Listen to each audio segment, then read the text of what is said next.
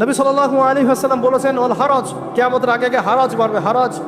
সাহাবীরা বলছেন মাল হারাজ, হারাজ কি ইয়া রাসূলুল্লাহ? তিনি বলছেন আল কতল, আল কতল, গণহত্যা বাড়বে, গণহত্যা।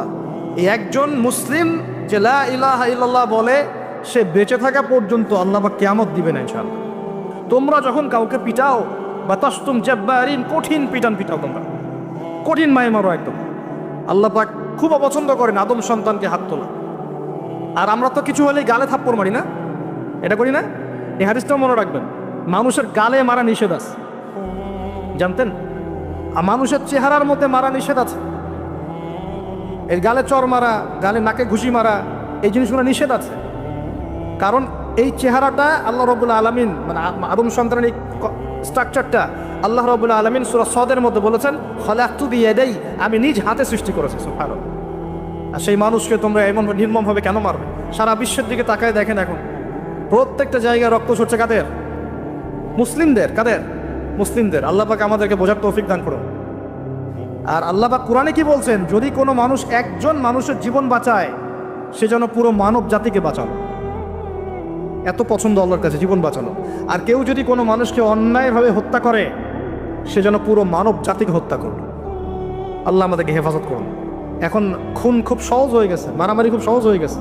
হ্যাঁ, ভাই ভাইকে হত্যা করতেছে, ছেলে বাবাকে হত্যা করতেছে, বোন বোনের সাথে ভাইয়ের দ্বন্দ্ব, ভাই বোন মারামারি, প্রতিবেশী মেয়ে নিয়ে, সম্পত্তি নিয়ে, মাদক নিয়ে, কিশোর গ্যাং নিয়ে, কত কি হচ্ছে এখন। মানুষের জীবন সস্তা হয়ে যাচ্ছে না এখন? আল্লাহ পাক এগুলো কিয়ামতের আলামত। নবী সাল্লাল্লাহু আলাইহি ওয়াসাল্লাম বলেছেন ওয়াল হারাজ, কিয়ামতের আগে আগে হারাজ বাড়বে, হারাজ। সাহাবীরা বলছেন মাল হারাজ, হারাজ কি ইয়া রাসূলুল্লাহ? তিনি বলছেন আল কতল, আল কতল, গণহত্যা বাড়বে, গণহত্যা। কিয়ামতের আগে আগে খালি গণহত্যা বাড়বে। দেখছেন না এখন? সারা বিশ্বের দিকে তাকায় দেখেন। যাই হোক, এই আদ এবং সামুদ জাতিকে আল্লাহ পাক ধ্বংস করলেন। এখন সামুদ জাতিকে ধ্বংস করলেন কেন? অহংকারের কারণে, কুফর শিরকের কারণে এবং মানুষকে পিটানোর কারণে। আল্লাহ বলছেন ওদেরকে ধ্বংস করেছি কি দিয়ে? সয়হাতান ওয়াহিদা। এটা ভালো মনে রাখবেন, সয়হাতান ওয়াহিদা মানে একটা শব্দ দিয়ে, প্রচণ্ড ত্রুম একটা শব্দ, খালি এই এক শব্দে সবার কানের পর্দা পেড়ে ফুটে জান বের হয়ে গেছে। আল্লাহু আকবার। এক শব্দে মানে ওদেরকে আলটিমেটাম দেওয়া হয়েছিল, তোমরা কি ফিরে আসবে? ওরা বলছে যে কি শাস্তি আসো নিয়ে আসো। তখন আল্লাহ পাক বলছেন 3 দিন সময় দিচ্ছি, 3 দিন যা করার করে নাও। এই 3 দিন যে আল্লাহ সময় দিয়েছেন, এই 3 দিনে ওরা তওবা করে ফিরে আসে নাই, বরং এই 3 দিন ভোগ বিলাস করেছে, একটা পশু জবাই করেছে, খেয়েছে, মেয়েদেরকে নাচিয়েছে, মদ পান করেছে। 3 দিন ভোগ বিলাস ফুর্তি করেছে। মানে দু হাতে যা পাও হাত পেতে নাও, এরকম চিন্তা। যা আছে এখন লুটে খাও, পরেরটা পরে দেখা যাবে। এই চেতনা আমাদের মধ্যে আছে না অনেকের মধ্যে? যা আছে এখন ভোগ করে নাও, কালকে যা হবে দেখা যাবে। হ্যাঁ, কালকে যা হবে দেখা যাবে, এখন যা আছে নাও, ভোগ করো। এই চিন্তা ছিল ওই 3 দিন সামুদ জাতির। ওরা ভোগ বিলাসে লিপ্ত হলো। হঠাৎ সকালবেলা ত্রুম শব্দ, পুরো বিশ্ব, ওদের পুরো রাষ্ট্রটা কেঁপে উঠলো এবং সবগুলো মারা গেল। একটা শব্দে সব মারা গেল। সূরা কমার পরে দেখেন সয়হাতান ওয়াহিদা, একটা মাত্র শব্দ দিয়ে আল্লাহ ধ্বংস করেছেন। তার মানে আল্লাহ ধ্বংস করলেন পানি দিয়ে, আল্লাহ ধ্বংস করলেন বাতাস দিয়ে, এবার ধ্বংস করলেন শব্দ দিয়ে, বিদ্যুতের শব্দ দিয়ে। কেন ধ্বংস করলেন? পাপগুলো মনে রাখবেন, অহংকার, কুফর, শিরিক, আর কি হিংসা। তারপরে বললাম এই যে মানুষকে মারা, হ্যাঁ, শয়তানের তাবেদারি, মানুষকে মারা, এগুলো মনে রাখবেন। পাপগুলো মনে রাখতে মাথার মধ্যে কোন কোন পাপ, এবং এগুলো থেকে বাঁচতে হবে আমাদেরকে ইনশাআল্লাহ। আর একটু সামনে যাই, বিরক্ত হচ্ছেন নাকি? আচ্ছা, আলোচনা একটু লম্বা হলো, সমস্যা আছে? আচ্ছা, এখন সামনে আসি। এরপরে আসছে একটা বিশেষ জাতি, তার নাম লুত। কি নাম? নাম শুনছেন আগে? আচ্ছা, এই কম আবার আজীব ও কম, আজীব মানে এ কম এমন কম, এরকম কম পৃথিবীতে জীবনে ছিলও না, আসেও নাই। সূরা আনকাবুতে আল্লাহ পাক বলছেন ওয়ালুতান, লূত আলাইহিস সালামের কথা। ইয ক্বালা লিকওমিহি, যখন সে তার কওমকে বলল, হে আমার কওম, তোমরা কি এমন পাপ করতে যাচ্ছ যে পাপ এই মহাবিশ্বের জীবনেও কেউ কখনো করে নাই? আইন্নাকুম লাতাতুনা রিজাল, তোমরা কি পুরুষের কাছে যাচ্ছ যৌন তৃপ্তি নেওয়ার জন্য? আস্তাগফিরুল্লাহ। ওয়া তাকতাউনা সাবিল, আর ডাকাতি করছো রাস্তার মধ্যে। রাস্তার মধ্যে ডাকাতি করতো, আর পুরুষে পুরুষে জেনা করতো। বলেন নাউজুবিল্লাহ। এমন একটা অবস্থা, মানে এমন একটা অবস্থা যে আল্লাহ পাক ওদেরকে শাস্তি দেওয়ার জন্য 2জন ফেরেশতাকে পাঠিয়েছেন। একজনের নাম জিবরাইল আলাইহিস সালাম, একজন হচ্ছে মিকাইল আলাইহিস সালাম। এখন তারা এসেছেন লূত আলাইহিস সালামের বাসায় কিসের রূপ ধরে? সুন্দর বালকের রূপ ধরে। ছোট ছোট বালক দেখতে সুন্দর লাগে না? ছোট ছোট কচি কাঁচা বালক দেখবে সুন্দর লাগে না? তো এই রূপ ধরে দুজন ফেরেশতা আসছেন, উদ্দেশ্য এদেরকে শাস্তি দিবে। এখন এরা কি করছে জানেন? এরা লূত আলাইহিস সালামের বাসায় গেছে, বাসায় গিয়ে বলছে তোমার ওই যে মেহমান ওদেরকে নিতে আসছি। এবার লূত আলাইহিস সালাম বলছেন যে হা উলাই বানাতি ইন কুনতুম ফাইলিন, আরে তোমরা যদি চাও আমার মেয়েদের মধ্যে আমার মেয়েদেরকে বিয়ে করে নাও, পারলে তোমরা আমার মেয়েদেরকে প্রয়োজনে বিয়ে করে নাও, আমার মেহমানদের সামনে আমাকে অপমানিত করো না। আলাইসা মিনকুম রাজুলুন রশিদ, তোমাদের মধ্যে কি একজন ভালো মানুষও বাকি নাই? এখন এদেরকেও তোমরা চাচ্ছ যৌনতা নিবারণ করার জন্য? আলাইসা মিনকুম রাজুলুন রশিদ, তোমাদের মধ্যে কি একটা ভালো মানুষও বাকি নাই? তখন এরা বলছে, লূত আলাইহিস সালাম কম বলছে যে তুমি তো খুব ভালো করেই জানো, ওয়াইন্নাকা লাতা'লামু মা নুরিদ, তুমি তো খুব ভালো করেই জানো যে আমরা আসলে কি চাচ্ছি। তোমার মেয়েদের ব্যাপারে আমাদের কোনো আগ্রহ নাই, তোমার মেয়েদের ব্যাপারে আমাদের কোনো আগ্রহ নাই, আমরা এই ছেলেগুলোকে চাচ্ছি। নাউযুবিল্লাহ, চিন্তা করতে পারেন? এবার ফেরেশতা দুজন বলছেন যে লূত তুমি চিন্তা করো না, তারা তোমার কাছে আসতে পারবে না। তাদেরকে ইন্না মাউইদাহুমুস সুবহ, তাদেরকে সকাল পর্যন্ত সময় দেয়া হয়েছে। আলাইসাস সুবহু বিকরিব, সকাল কি কাছে নয়? আল্লাহ বলছেন সকালবেলা লূত আলাইহিস সালাম তার পরিবারকে নিয়ে বেরিয়ে গেলেন, কিন্তু তার স্ত্রী সে কিন্তু কাফের ছিল, সে ধ্বংস হয়ে গেল। লূত আলাইহিস সালাম চলে যাচ্ছেন, ফেরেশতারা বলছেন ফিরেও তাকাবে না পিছনে, কি হচ্ছে। এবার আল্লাহ পাক এমন শাস্তি দিলেন, দেখেন এই যে জমিনটা, এই জমিনটাকে আল্লাহ পাক ওই ফেরেশতাদের পাখা দিয়ে উঠিয়ে আসমানে ওঠালেন। চিন্তা করেন, জমিন উঠে গেছে কোথায়? আসমানে। উঠিয়ে আল্লাহ পাক আসমান থেকে অঝোর ধারায় পাথর বর্ষণ করেছেন, পাথর বর্ষণ করে ওদের গা সব থেতলে দিয়ে আল্লাহ পাক উল্টা দিকে দাফন করে দিয়েছেন ওদেরকে।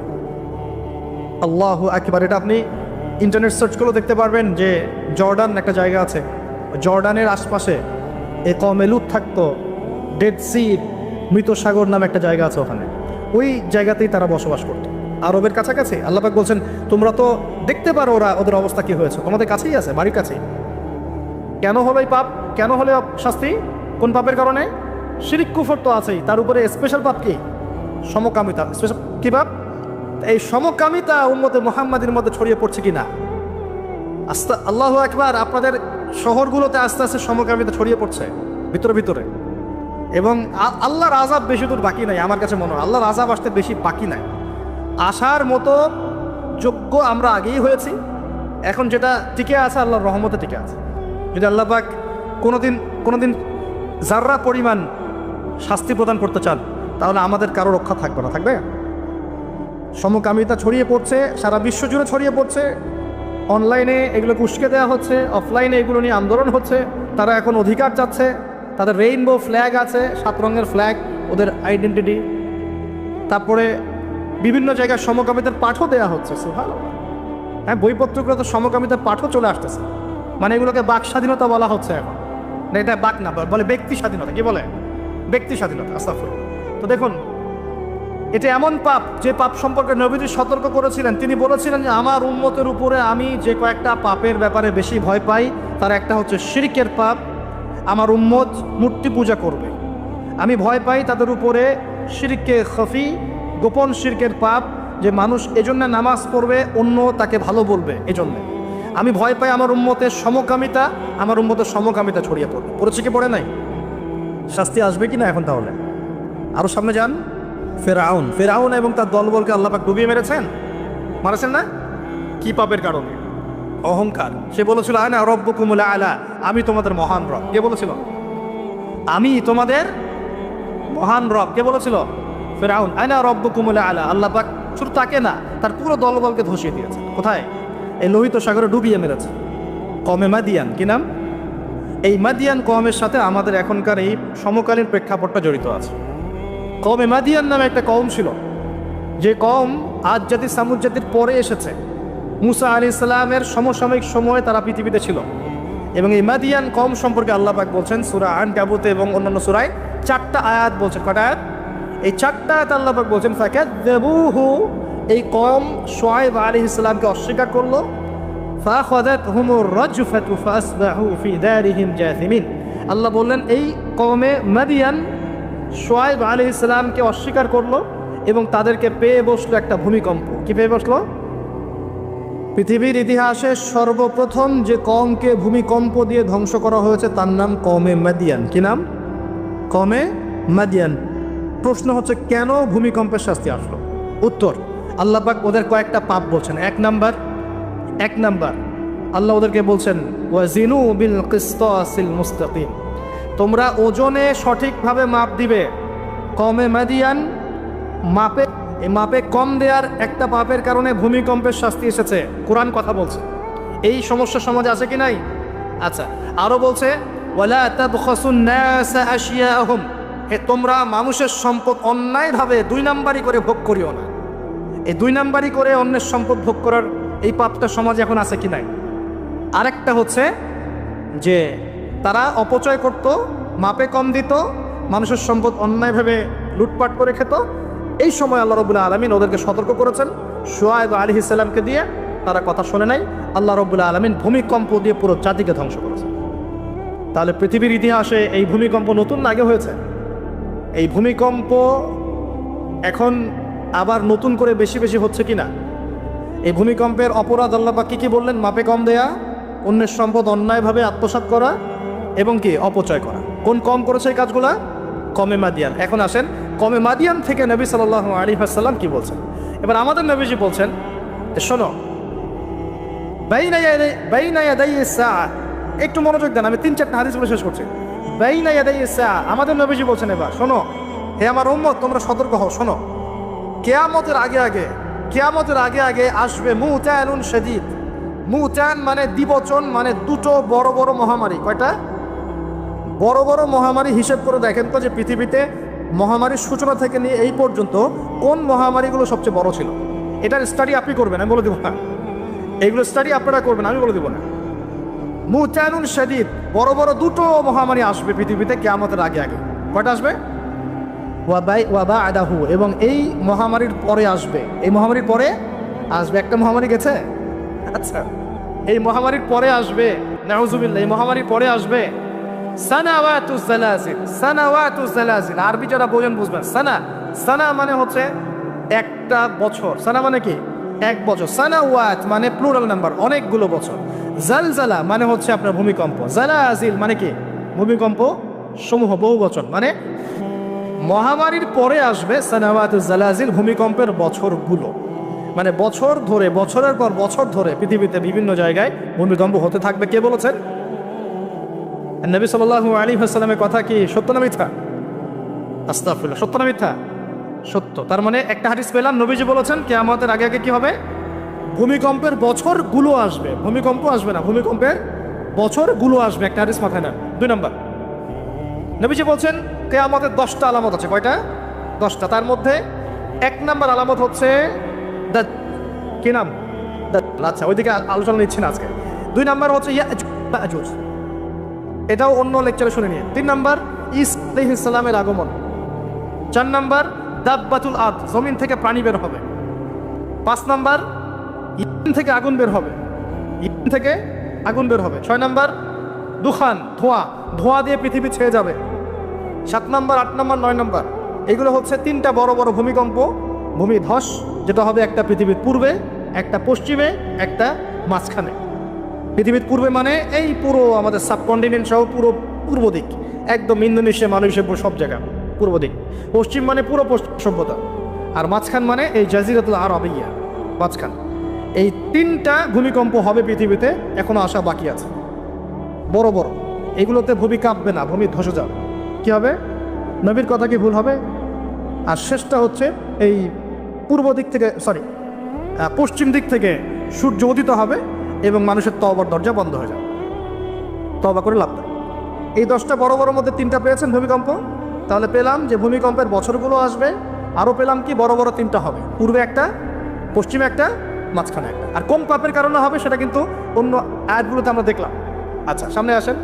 আবার নবীজি বলছেন দাজ্জাল যখন মানুষের রূপে বের হবে তখন সে সব জায়গায় বিচরণ করতে পারবে, কিন্তু মক্কা মদিনায় ঢুকতে পারবে না। ঠিক আছে? তো সলফে সালাহিন তারা বলছেন দাজ্জাল সব জায়গায় ভ্রমণ করবে। এটা এও ব্যাখ্যা হতে পারে যে সে নিজে সব জায়গায় যাবে না, বরং তার অনুসারীরা বিভিন্ন জায়গায় আধিপত্য বিস্তার করবে। ব্যাখ্যা যৌক্তিক, তো যৌক্তিক ব্যাখ্যা। এরপরে যখন সে মদিনায় ঢুকতে পারবে না, দেখবে যে এখানে ফেরেশতারা একদম খোলা তরবারি হাতে দাঁড়ায় আছে, ঢুকতে পারবে না। তখন সে মদিনার কাছাকাছি একটা জায়গায় বসতি গাড়বে। গেড়ে তার অনুসারীদেরকে আহ্বান করবে কিভাবে? সে আল্লাহ পাক তো তাকে কিছু ক্ষমতা দিবেন পরীক্ষা করার জন্য। সে 3 বার ভূমিতে আঘাত করবে, এতে করে ভূমি কেঁপে উঠবে এবং এই ভূমিকম্পে মদিনা থেকে যত মোনাফেক টাইপের যত মানুষ আছে সব দৌড় দিয়ে দাজ্জালের দলে যোগ দিবে। তার মানে ওই সময় ভূমিকম্প আসবে। আর কি, এবার নবী সাল্লাল্লাহু আলাইহি ওয়াসাল্লাম বুখারী এক হাদিসে বলছেন, আবু হুরায়রা রাদিয়াল্লাহু আনহু থেকে বলছেন, তিনি বলছেন যে লা তাকুমুস সাআ, কিয়ামত ততদিন পর্যন্ত হবে না। এই হাদিস দুটো একটু মনোযোগ দিয়ে শোনেন। কিয়ামত ততদিন পর্যন্ত হবে না যতদিন পর্যন্ত না ইউকবাদুল ইলম, জ্ঞানটাকে উঠিয়ে নেওয়া হয়। জ্ঞান কি হয়? উঠিয়ে নেওয়া হয়। নবী আরো বলছেন ইউকবাদুল ইলম ওয়া তাকসুরু জালাজিল, এবং বেশি বেশি ভূমিকম্প না হচ্ছে। 2 নম্বর কি? বেশি বেশি ভূমিকম্প না হচ্ছে। ওয়া ইয়াতাকারাবুজ জামান, এবং সময় কাছাকাছি চলে না আসছে। এই জায়গায় আমি একটু স্টাডি করতে গিয়ে একটা অদ্ভুত জিনিস দেখলাম, যে একটা রিসার্চ বলছে, সায়েন্সের রিসার্চ বলছে যে প্রতিটা ভূমিকম্পে পৃথিবীর গতির মধ্যে একটা পরিবর্তন হয়। প্রতিটা ভূমিকম্পে পৃথিবীর গতির মধ্যে একটু একটু পরিবর্তন হয় এবং সময় সংক্ষিপ্ত হয়ে আসে। সময় কি হয়? সংক্ষিপ্ত হয়ে আসে। পৃথিবীর ভিতরে আছে, নিচে আছে কিন্তু আগুন, কি আছে? আগুনের স্তর আছে। একদম নিচে একটা ইনার কোর মনে একটা জায়গা আছে, ইনার কোর বলে। এখন সাম্প্রতিক গবেষণা বলছে যে ইনার কোর আগে যেদিকে ঘুরতো এখন তার বিপরীত দিকে ঘোরা শুরু করেছে। আল্লাহু আকবার। তাহলে এগুলো মিলে যাচ্ছে না? ভূমিকম্পের সাথে পৃথিবীর ঘূর্ণন সম্পৃক্ত এবং জামান সময়টাও সম্পৃক্ত। তো নবী যেটাই বলছেন যে ওয়া তাকসুরু জালাজিল, বেশি বেশি ভূমিকম্প হবে, ওয়া ইয়াতাকারাবু জামান, এবং সময় কাছাকাছি চলে আসবে। অন্য হাদিসে আসছে বছর যাবে মাসের মতো, মাস যাবে সপ্তাহের মতো, সপ্তাহ যাবে দিনের মতো। তিনি আরও বলছেন ওয়ায়ুযহারুল ফিতান, এবং সমস্ত রকম ফিতনা ফাসাদ দেখা যাচ্ছে না, এবং ওয়াল হারাজ, এবং বেশি বেশি হত্যাকাণ্ড হবে। সাহাবীরা বলছেন যে ওয়াল হারাজ ইয়া রাসূলুল্লাহ, হারাজটা কি ইয়া রাসূলুল্লাহ? তিনি বলছেন আল কতল, হত্যা, গণহত্যা, এগুলো হচ্ছে হারাজ। এবং তোমাদের ধন সম্পদ বাড়তে থাকবে, ফায়াফিদু, ধন সম্পদ উপচে পড়বে। এখানেও পেলাম যে ভূমিকম্প কিয়ামতের অন্যতম কি আলামত। আরেকটা হাদিসে নবীজি বলছেন, আর 2টো হাদিস বাকি আছে আজকের মতো।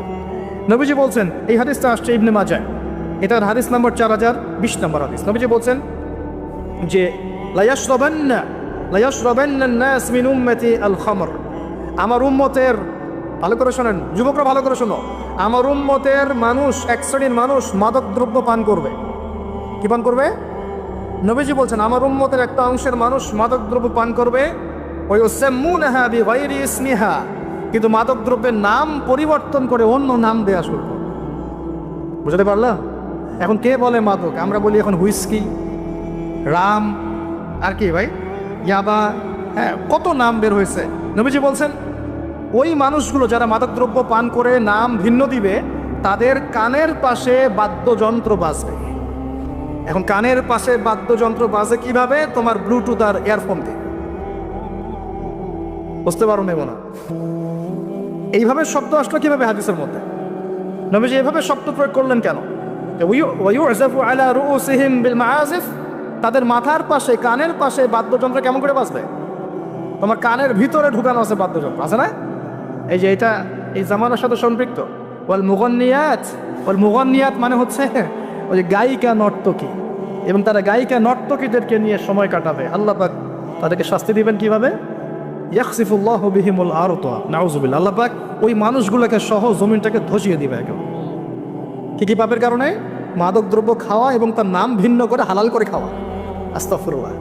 2 নম্বর হচ্ছে বাদ্যযন্ত্র, কি? কানের পাশে বাদ্যযন্ত্র প্লে করা।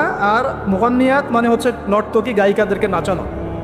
আল্লাহ পাক একটা শাস্তি দিবেন, ওদেরকে সহ ভূমি ধসিয়ে দিবেন। আরেকটা শাস্তি আছে, ওয়ায়াজআলুল্লাহু মিনহুমুল কিরাদাতা ওয়াল খানাজির, আল্লাহ রাব্বুল আলামিন ওই মানুষগুলোকে বানর আর শুয়োর বানিয়ে দিবে। নাউযুবিল্লাহ। এগুলো কি মিথ্যা না সত্য? সাদাকাল্লাহুল আযীম ওয়া সাদাকা রাসূলুহুল কারীম। আল্লাহ পাক সত্য বলেছেন, তার রাসূল সত্য বলেছেন। সর্বশেষ হাদিস, আজকের মাহফিলের সর্বশেষ হাদিস, এবং এই হাদিস থেকে আমরা বুঝতে পারবো কি কি পাপ আমাদের করা যাবে না আর কি কি পাপ করলেই শাস্তিটা আসবে। হাদিসটা হচ্ছে আন আবি হুরায়রা রাদিয়াল্লাহু আনহু قال قال رسول الله صلى الله عليه وسلم اذا اتخذ الفيء دولا। ভালো করে শোনেন, নবী সাল্লাল্লাহু আলাইহি ওয়াসাল্লাম বলেছেন, যখন গনিমতের মাল বা রাষ্ট্রীয় সম্পদগুলোকে ব্যক্তিগত মাল মনে করা হবে। এক নম্বর কি? যখন গনিমতের মাল বা রাষ্ট্রীয় যুদ্ধলব্ধ সম্পদগুলোকে নিজের মনে করা হবে, ওয়াল আমানাতু মাগনামান, এবং আমানত রাখা হলে সেটাকে কি মনে করা হবে? গনিমত। আমানত রাখা হলে গনিমত মনে করে খেয়ে ফেলবে আর কি, মানে লুট করে খাবে। ওয়াজ যাকাতু মাগরামান, এবং জাকাত, এই জাকাতের বিধানটাকে খুব বোঝা মনে করা হবে। জাকাত খুব বার্ডেন, খুব বোঝা। 3 নম্বর 4, ওয়াতুআল্লিমা লিগাইরিদ দ্বীন, দ্বীনের জ্ঞান বিবর্জিত শিক্ষা চালু করা হবে। সুবহানাল্লাহ, মিলতেছে কি না? দ্বীনি জ্ঞান বিবর্জিত, ধর্ম বিবর্জিত শিক্ষার প্রচলন হবে। ও আত আর রাজুলু মুরআতাহ, এবং এই যে পরিবারের কর্তা যারা আছে এরা সব মহিলার আঁচল ধরে বসে থাকবে। বুঝতে পারতেছেন না? পরিবারের কর্তারা স্ত্রীদের আঁচল ধরে ঘুরবে। আর কি করবে? ওয়াক্কা উম্মাহ, এবং তার মায়ের অবাধ্য হবে, মানে মায়ের চাইতে বউকে বেশি প্রাধান্য দিবে, বউয়ের আঁচল ধরে ঘুরবে। আর নবীজি বলছেন ওয়াল আদনা সাদিকা, বন্ধু বান্ধবকে খুব কাছে টেনে নিবে, বন্ধু বান্ধবকে কাছে টেনে নিয়ে ওয়াকসা আবাহ, তার বাবাকে দূরে ঠেলে দিবে। মিলতেছে কিনা? বুঝতেছে না কথা? আবার বলতেছি, যখন গনিমতের মালকে ব্যক্তিগত মাল মনে করা হবে, আমানত রাখা হলে লুট করে খেয়ে ফেলা হবে। যখন জাকাতটাকে বার্ডেন মনে করতেছে, বোঝা মনে করতেছে, যখন ধর্ম বিবর্জিত শিক্ষা চালু হচ্ছে, যখন একজন ব্যক্তি তার মাকে কষ্ট দিয়ে মায়ের চাইতে বেশি স্ত্রীকে প্রাধান্য দিচ্ছে, তার আঁচল ধরে ঝুলছে। আর যখন এই ছেলেপেলেগুলো বন্ধুকে কাছে টেনে নিচ্ছে, বাবাকে দূরে ঠেলে দিচ্ছে। আর কি হচ্ছে? ওয়াযাহারাতিল আসওয়াতু ফিল মাসাজিদ, সুবহানাল্লাহ, যখন মসজিদের মধ্যে শোরগোল হট্টগোল বেড়ে যাচ্ছে। কি হচ্ছে না? যখন মসজিদের মধ্যে শোরগোল হট্টগোল বেড়ে যাবে, এবার রাগ করেন না, এটা হাদিসে আছে, আমি বলছি, অনুবাদ করছি। ওয়াসাদা কবিলাতা ফাসিকুহুম, এবং কোন কোন কবিলা মানে গোত্র বা সমাজের নেতৃত্ব দিবে ওদের মধ্যে সবচেয়ে ফাসিক ব্যক্তি, সবচেয়ে পাপাচারী ব্যক্তি। এটা নবীজি বলছেন। আরও তিনি বলছেন ওয়াকানা যাঈমুল কওমি আরযালাহুম, এবং সমাজের সবচেয়ে নিম্ন শ্রেণীর মানুষকে সমাজে কর্ণধার করা হবে। তিনি আরও বলছেন ওয়াকরিমার রাজুলু মাখাফাতা শাররি, কোনো মানুষকে সম্মান করা হবে তার ভয়ে। কিসে? ভয়ের চোটে সম্মান করা হবে। সম্মান মন থেকে আসবে না, ভয়ের চোটে সম্মান করা হবে। আরও বলছেন ওয়াজহরাতিল কয়নাত ওয়াল মাআজিফ, একটু আগে বললাম ওয়াজহরাতিল কয়নাত মানে বেশি বেশি নর্তকী আর বাদ্যযন্ত্র দেখা যাবে, এবং ওয়াসুরিবাতিল খুমর, এবং যখন মাদকদ্রব্য সমূহ পান করা হবে। এই কাজগুলো যখন হবে তখন তোমরা শুনে রাখো, আরেকটা আছে ওয়ালা'না আসরি হাযিহি উম্মতি উলাহা, উম্মতের শেষের দিকের মানুষরা পূর্ববর্তী থেকে গালি দেওয়া শুরু করবে। এই শেষ জামানার মানুষগুলো সোনালী যুগের মানুষদেরকে গালি দেওয়া শুরু করবে। এটা করতেছে না মানুষ এখন? আচ্ছা, এই কাজগুলো যখন হবে তখন শোন, ফালইয়ারতাকিবু, তখন ধেয়ে আসবে। কি ধেয়ে আসবে? ইনদা যালিকা চারটা আযাব, 4-5টা আযাব। 1, রিহান হামরা, এটা এখন আসে নাই। রিহান হামরা মানে হচ্ছে উত্তপ্ত গরম বাতাসের আযাব আল্লাহ পাক দিবেন। বলেন নাউজুবিল্লাহ। কয়দিন আগে দেখলাম নাসা গবেষণা করছে, পৃথিবীর সূর্য থেকে এমন কিছু রশ্মি আসবে, ওখানে বিস্ফোরণ হচ্ছে, এমন কিছু আসবে যেটা পৃথিবীর উপর একটা বড় ইফেক্ট ফেলবে। উত্তপ্ত একটা বায়ু আসবে পৃথিবীর থেকে। নবী হাদিসে সেটাই বলেছেন যে রিহান হামরাআন মানে উত্তপ্ত গরম একটা বাতাস আযাব হিসেবে পৃথিবীতে আসবে। 1, 2 নম্বর আযাব আসবে ওয়াজালজালা, এবং বেশি বেশি ভূমিকম্প, যেটা বললাম। আর কি আসবে? ওয়াখাসফান, ভূমি ধসে যাবে, মাটিতে ধসে যাবে। ওয়ামাসখান, এবং চেহারা সুরত আকৃতি মানুষের বিকৃত হয়ে যাবে। ওয়াকদফান, এবং আসমান থেকে পাথর বর্ষণ করা হবে। এই 5টা আযাব আসবে কখন? যখন এই 14-15টা পাপ তোমরা করতে থাকবে। প্রিয় ভাইয়েরা, আমরা আজকের আলোচনা থেকে যথেষ্ট জ্ঞান নিয়েছি। সর্বশেষ যে কথাগুলো বলে শেষ করবো সেটা হলো 1, আল্লাহ পাকের পক্ষ থেকে কাফের মুশরিক মুনাফিকদের উপরে এগুলো অবশ্যই আযাব হিসেবেই আসবে, আসবে না? আর মুমিন মুসলিমদের উপর যদি এগুলো চলে আসে, বুঝতে হবে আল্লাহ আমাদের ভালো চাচ্ছেন, আমরা তওবা করে যেন ফিরে আসি, আল্লাহ এটাই চাচ্ছেন। অথবা এর মধ্য দিয়ে আমাদের গুনাহগুলো আল্লাহ মাফ করবে। কাক কিন্তু ইতিহাসের প্রথম খুনাখুনির সাক্ষী কাক। বুঝতে পারছেন না মনে হয়? মানব সৃষ্টির ইতিহাসের প্রথম যে খুনাখুনি, ভাইয়ে ভাইয়ে যে মারামারি, এই খুনাখুনির প্রথম সাক্ষীকে কাক। চিন্তা কর, আল্লাহ আমাদেরকে প্রকৃতি থেকে শেখার তৌফিক দান করুন। কাক নিজের ভাইয়ের গোশত খায় না? খায়। এখন মুসলমানের গোশত খায়। এক মুসলমান বিপদে পড়লে অন্যটা বৃষ্টি বিতরণ করা শুরু করে, কিভাবে তার মানহানি করবে, কিভাবে তাকে অপমান করবে, কিভাবে তার বিরুদ্ধে ষড়যন্ত্র করবে, কিভাবে তাকে ফাঁসাই দিবে, এই চিন্তাই অলওয়েজ মাথায় ঘোরাফেরা করতেছে। হাবিল কাবিলের কারণে প্রথম এই যে হাবিল কাবিলের ঘটনার প্রেক্ষিতে আল্লাহ পাক কি করেছেন শোনেন। আল্লাহ রাব্বুল আলামিন তার নবীর মাধ্যমে আমাদেরকে জানিয়েছেন, হাদিসটা শোনেন, খুবই মারাত্মক হাদিস। নবীজি বলেছেন, এই পৃথিবীতে প্রথম হত্যাকাণ্ড সংঘটিত করেছে কাবিল। কে? সে একজন নবীর সন্তান না, নবীর ছেলে হয়েও। নবীজি বলছেন সাল্লাল্লাহু আলাইহি ওয়াসাল্লাম, এই পৃথিবীতে যত মানুষ খুন হবে, খুন হয় না মানুষ, যত মানুষ খুন হবে, এই সমস্ত খুনের পাপের একটা অংশ কাবিলের আমল নামে যোগ করা হবে। বলে নাউজুবিল্লাহ। এটাকে বলে গুনাহে জারিয়া। কি বলে? প্রিয় ভাই, আমি তো রিকোয়েস্ট করতেছি আপনাকে, আমি তো আপনাকে শাসন করতে আসি নাই, আমি এসেছি আপনাকে আল্লাহ চেনাতে, আমি এসেছি আপনাকে রাসূল চেনাতে, কোরআন চেনাতে। আপনি মদের দোকান দিয়েছেন, যত মানুষ মদ খাচ্ছে সমস্ত গুনাহ আপনার আমল নামে যাচ্ছে।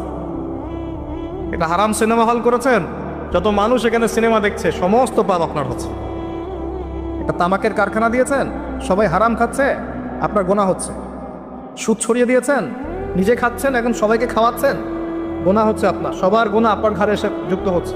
ঠিক যেভাবে একটা মাদ্রাসা করেছেন, একটা মসজিদ করেছেন, একটা নলকূপ স্থাপন করেছেন, এই রাষ্ট্রীয় দায়িত্বে আছেন, রাস্তাঘাট করে দিয়েছেন, এর বদৌলতে যে মানুষ উপকৃত হচ্ছে, আপনি কবরে গেলেও নেকি পাবেন ইনশাআল্লাহ। কি পাবেন? নেকি পাবেন। একটা ব্রিজ নির্মাণ করে দিয়েছেন, যত মানুষ এটাতে পারাপার হবে, উপকৃত হবে, আপনি নেকি পাবেন ইনশাআল্লাহ। ঠিক একইভাবে আপনি আমি যদি এরকম গুনাহে জারিয়ার কোনো মাধ্যম চালু করে যাই, কবরে চলে গেলেও ওই গুনাহ কি হবে? অটোমেটিক আসতে থাকে। আল্লাহ আমাদেরকে বোঝার তৌফিক দান। তো এবার পৃথিবীর ইতিহাসের প্রথম এই ঘটনা হলো। এরপরে কি হয়েছে? এরপরে যে আল্লাহ পাকের শাস্তিটা নেমে আসলো। কাবিল কিন্তু জাহান্নামে যাচ্ছে।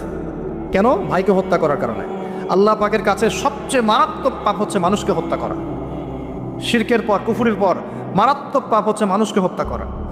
আল্লাহ রাব্বুল আলামিন তার নবীর মাধ্যমে জানিয়েছেন, একজন ব্যক্তি যদি লা ইলাহা ইল্লাল্লাহ বলতে পারে, এই একজন মুসলিম যে লা ইলাহা ইল্লাল্লাহ বলে, সে বেঁচে থাকা পর্যন্ত আল্লাহ পাক কিয়ামত দিবে না ইনশাআল্লাহ। একজন মুসলমানের কত দাম চিন্তা করেন, কত দাম! আল্লাহু আকবার। তো এখানে একজন মুসলিমকে হত্যা করলো কে? কাবিল। কাবিলের আমল নামায় সব পাপ যেটা থাকলো, তার মানে আল্লাহর আযাব আসার প্রথম কারণ কি হলো? হিংসা। কি কারণ? অতএব হিংসা করতে থাকলে আল্লাহর শাস্তি কি হবে? আসবে। আরেকটা কারণ ছিল, আগে শয়তানের অনুসরণ করেছিলেন বলে আমাদের পিতাকে নামিয়ে দেওয়া হয়েছে।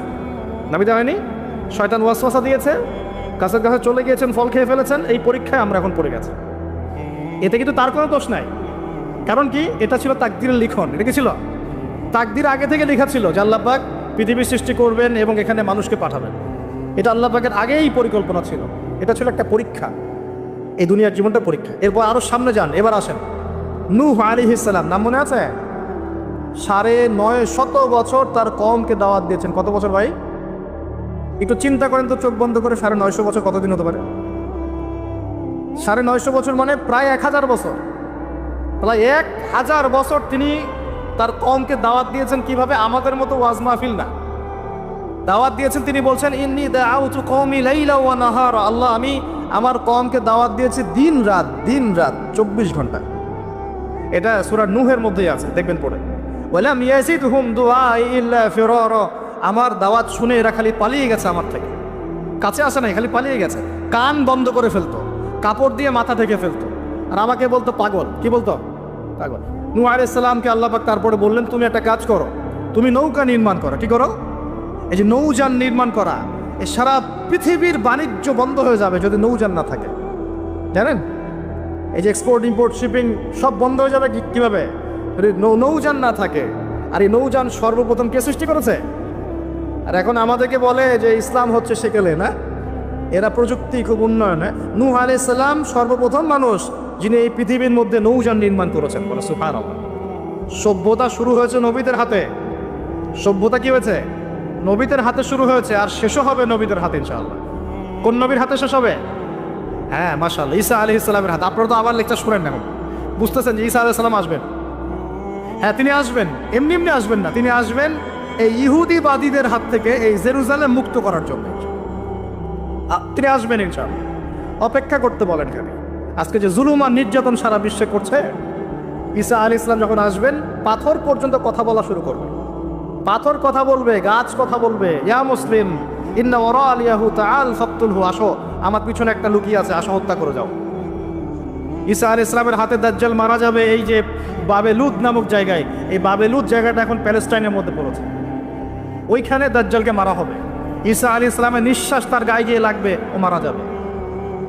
ঈসা আলাইহিস সালামের দোয়া ইয়াজুজ আর মাজুজের ধ্বংস হবে। ঈসা আলাইহিস সালাম জেরুজালেম থেকে পুরো বিশ্বে আবার ইসলামিক খেলাফা কায়েম করবেন ইনশাআল্লাহ। এটা না হওয়া পর্যন্ত কিয়ামত হবে না ইনশাআল্লাহ তাআলা। অতএব হতাশার কিছু নেই। তো যেটা বলছিলাম, সভ্যতা শুরু হয়েছে নবী দ্বারা, শেষ হবে কার হাতে? নবীর হাতে। এখন নূহ আলাইহিস সালাম 950 বছর দাওয়াত দিয়ে কি ফলাফল হলো? 40টা বা 80টা পরিবার ইসলাম কবুল করেছে। কতটা? এখানে তো আপনারা মাশাআল্লাহ হাজার মানুষ বসে আছেন, কথা শুনছেন, সৌভাগ্যের বিষয়। সারা জীবন দাওয়াত দিয়ে 40 বা 80টা ফ্যামিলি। আল্লাহ পাক বললেন নৌযান নির্মাণ করো, আমার আযাব আসতেছে। কি আসতেছে? আযাব আসতেছে। কেন আযাব? কারণ এই মানুষগুলো, নূহ আলাইহিস সালামের কওমের লোকগুলো একটা মহাপাপ করেছে। তারা ওয়াদ্দা, ইয়াগুস, ইয়াউক, নাসর এরকম কিছু মূর্তি বানিয়ে নিয়েছেন এবং এই স্ট্যাচুগুলো তারা ওয়ার্শিপ করতো, উপাসনা করতো। এমনি এমনি উপাসনা করতো না, আপনাকে বুঝাচ্ছি। প্রথম যে প্রজন্মটা ছিল ওদের, ওই প্রজন্মকে শয়তান ওয়াসওয়াসা দিয়েছে কি, যে এই ওয়াদ্দা, ইয়াগুস, ইয়াউক, নাসর এই যে নামগুলো সূরা নূহে আছে, এই ব্যক্তিরা ছিল খুব পুণ্যবান সৎ ব্যক্তি, তারা খুব ভালো আল্লাহওয়ালা ছিল, আল্লাহর ওলি ছিল। শয়তান ওয়াসওয়াসা দিয়েছে যে তোমরা এই তাদের মূর্তি নির্মাণ করে মসজিদের বাইরে রেখে দিবে। মসজিদের কোথায়? বাইরে। যাওয়া আসার সময় ওদেরকে দেখলে একটা মানে উৎসাহ আসবে যে আমরাও তাদের মতো হই। শয়তান এইভাবে নেক্সট স্রোতে ধোঁকা দিয়েছে। ওই জেনারেশন এই কাজটাই করেছে। এরপর আরও 100-200 বছর চলে গেছে, শয়তান এবার পরের জেনারেশনকে ওয়াসওয়াসা দিয়েছে, আরে তারা তো অনেক বড় বড় মানুষ ছিলেন, এখন মসজিদের বাইরে না, ওদেরকে ভিতরে ঢুকাও। এবার তারা ওই মূর্তিগুলো সব ভিতরে ঢুকানো শুরু করেছে। এটা হিস্ট্রি পড়ে দেখেন, তাফসির আছে, জালালাইন পড়ে দেখেন, ইবনে কাসির পড়ে দেখেন। তো এবার তারা ঢুকালো ভিতরে, সেজদা করছে না কিন্তু মূর্তিতে, তারা খালি রেখে দিয়েছে ভিতরে, তাদেরকে দেখবো, দেখে আমার ইবাদতের মনোযোগ আসবে। উদ্দেশ্য কিন্তু ভালো, উদ্দেশ্য কি ভালো। এবার এই প্রজন্ম যখন চলে গেল, পরের প্রজন্মকে শয়তান বলছে আরে তারা আল্লাহর ওলি ছিল, তাদের কাছে চাইলেই পাওয়া যাবে। এবার সরাসরি সেজদা শুরু হলো মূর্তিতে। এইভাবে গ্র্যাজুয়ালি আস্তে আস্তে আস্তে আস্তে শয়তান প্রথম মূর্তি বোঝা চালু করেছে বিশ্বের মধ্যে। বুঝলেন কিভাবে? নেক্সট স্রোতেই ধোকা দিয়েছে শয়তান। আমরাও এখন মুসলমানরাও সুবহানাল্লাহ, আমরাও এখন এগুলোর পিছনে পড়ে যাচ্ছি, পড়ছি না? সবার ঘরে ঘরে ছবি, মূর্তি এখন, সুবহানাল্লাহ। আর এই যে আমাদের সেলফি সংস্কৃতি, এটাও তো একটা মূর্তির অংশ হয়ে যাচ্ছে। প্রয়োজনীয় ছবি তোলা যায়, অপ্রয়োজনীয় ছবি তোলা কি দরকার আছে? মুসলিমরা কি করবে? আসসালামু আলাইকুম রহমতুল্লাহ, ওয়ালাইকুম আসসালাম রহমতুল্লাহ, মুসাফা করবে, মুসাফা থেকে ফারেক হওয়ার আগেই গুনাহ সব ঝরে পড়ে গেছে।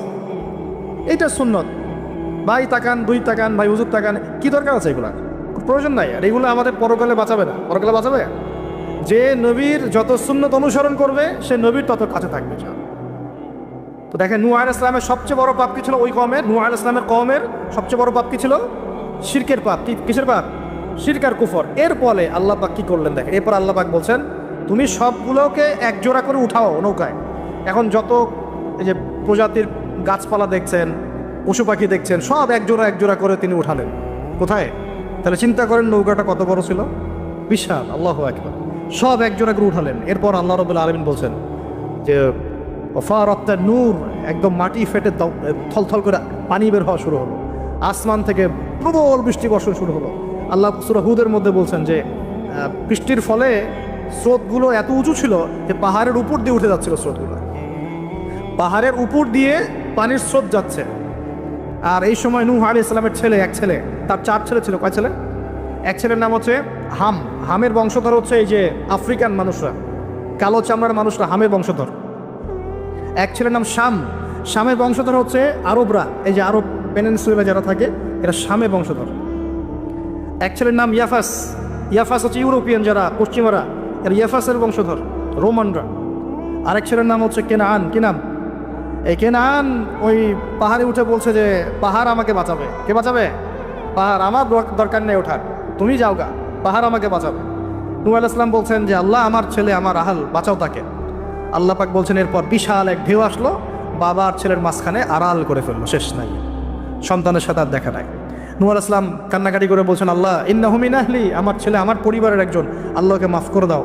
আল্লাহ পাক ধমক দিয়ে বলছেন, লাইসা মিন আহলিক, সে তোমার পরিবারের কেউ না, সে তোমার পরিবারের, আল্লাহর কাছে এইসব বংশ, রক্ত, রং এসবের কোনো দাম নাই। কিসের দাম আছে? তাকওয়া, ঈমানের দাম আছে। নবীর সন্তান হয়েও যদি ঈমানদার না হয়, আল্লাহ পাক জাহান্নামে দিয়ে দিবেন, কোনো কিছু যায় আসে না আল্লাহ পাক। আলেমের সন্তান হয়েছেন, এত গর্ব কিসের? নিজের আমল আকীদা ঈমান আগে ঠিক করতে হবে। অমুক বক্তার ছেলে, অমুক আলেমের ছেলে, অমুক পীর সাহেবের জাদা, এগুলো দিয়ে পরকালে পার পাওয়া যাবে? নিজের ঈমান আমল ঠিক করতে হবে। নবীর সন্তান পার পাচ্ছে না, বলছে লাইসা মিন আহলিক, সে তোমার পরিবারের কেউ না। আল্লাহ বলছেন লাইসা মিন আহলিক, সে তোমার পরিবারের কেউ না। আল্লাহ পাক কোনো দয়াই করলেন না। কুফরের মধ্যে ছিল, ঈমান ছিল না, শিরক করেছে আমার সাথে, কিসের দয়া, কিসের খাতির? তো প্রিয় ভাইয়ের, এখান থেকে শিখলাম কি, যে নূহ আলাইহিস সালামের যুগে আযাব কি কারণে আসছে? শিরকের কারণে। আগে শিখলাম, প্রথমে মনে রাখবেন, 1 নম্বর শিখেছি শয়তানের তাবেদারি করার কারণে শাস্তি এসেছে, পরীক্ষা এসেছে, 1।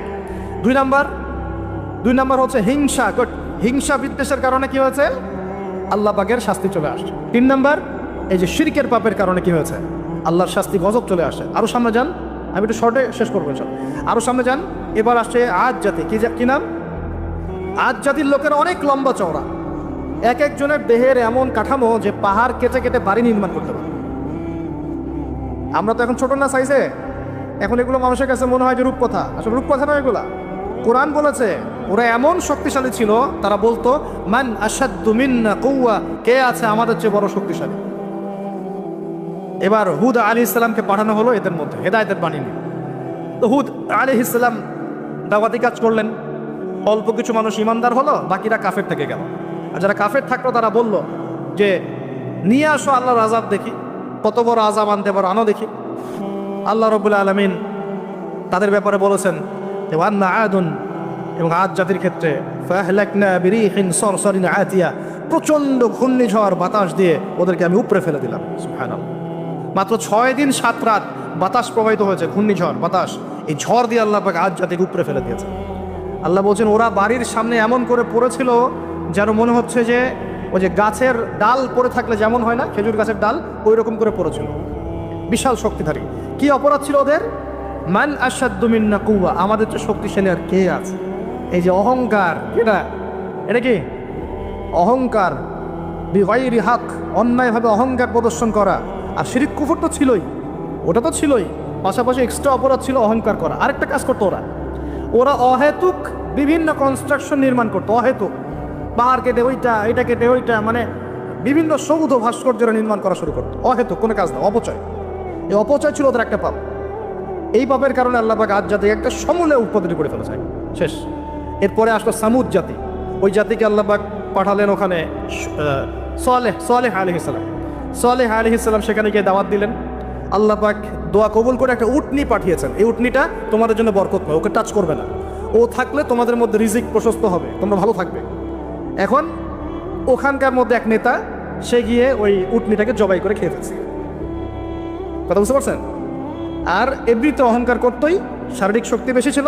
তারা বলতো, এরাও বলতো মান আশাদ্দু মিন্না কুওয়া, আমাদের যে শক্তিশালী আর কে আছে। হ্যাঁ, আরেকটা কাজ তারা করতো, ওয়াইদা বাতাসতুম জাব্বারিন, তারা মানুষকে খুব নির্মমভাবে প্রহার করত। কি করতো? ওই যে মারামারি করে না এখন মানুষ, নির্মমভাবে মানুষকে মারে না, হকি স্টিক দিয়ে এইখানে সেইখানে, কোনো ক্ষেত্রে রিমান্ডে কি মাইকটা মারা হয় না। এই যে মানুষকে মারা আল্লাহ পাক খুব অপছন্দ করেন, বিনা বিচারে মানুষকে মারা আল্লাহ পাক কঠিন অপছন্দ করেন। ওই আদ জাতি আর সামুদ জাতি মানুষকে নির্মমভাবে পিটাইত। ওয়াইদা বাতাসতুম, আল্লাহ সূরা আপনার শুআরার মধ্যে বলছেন ওয়াইদা বাতাসতুম।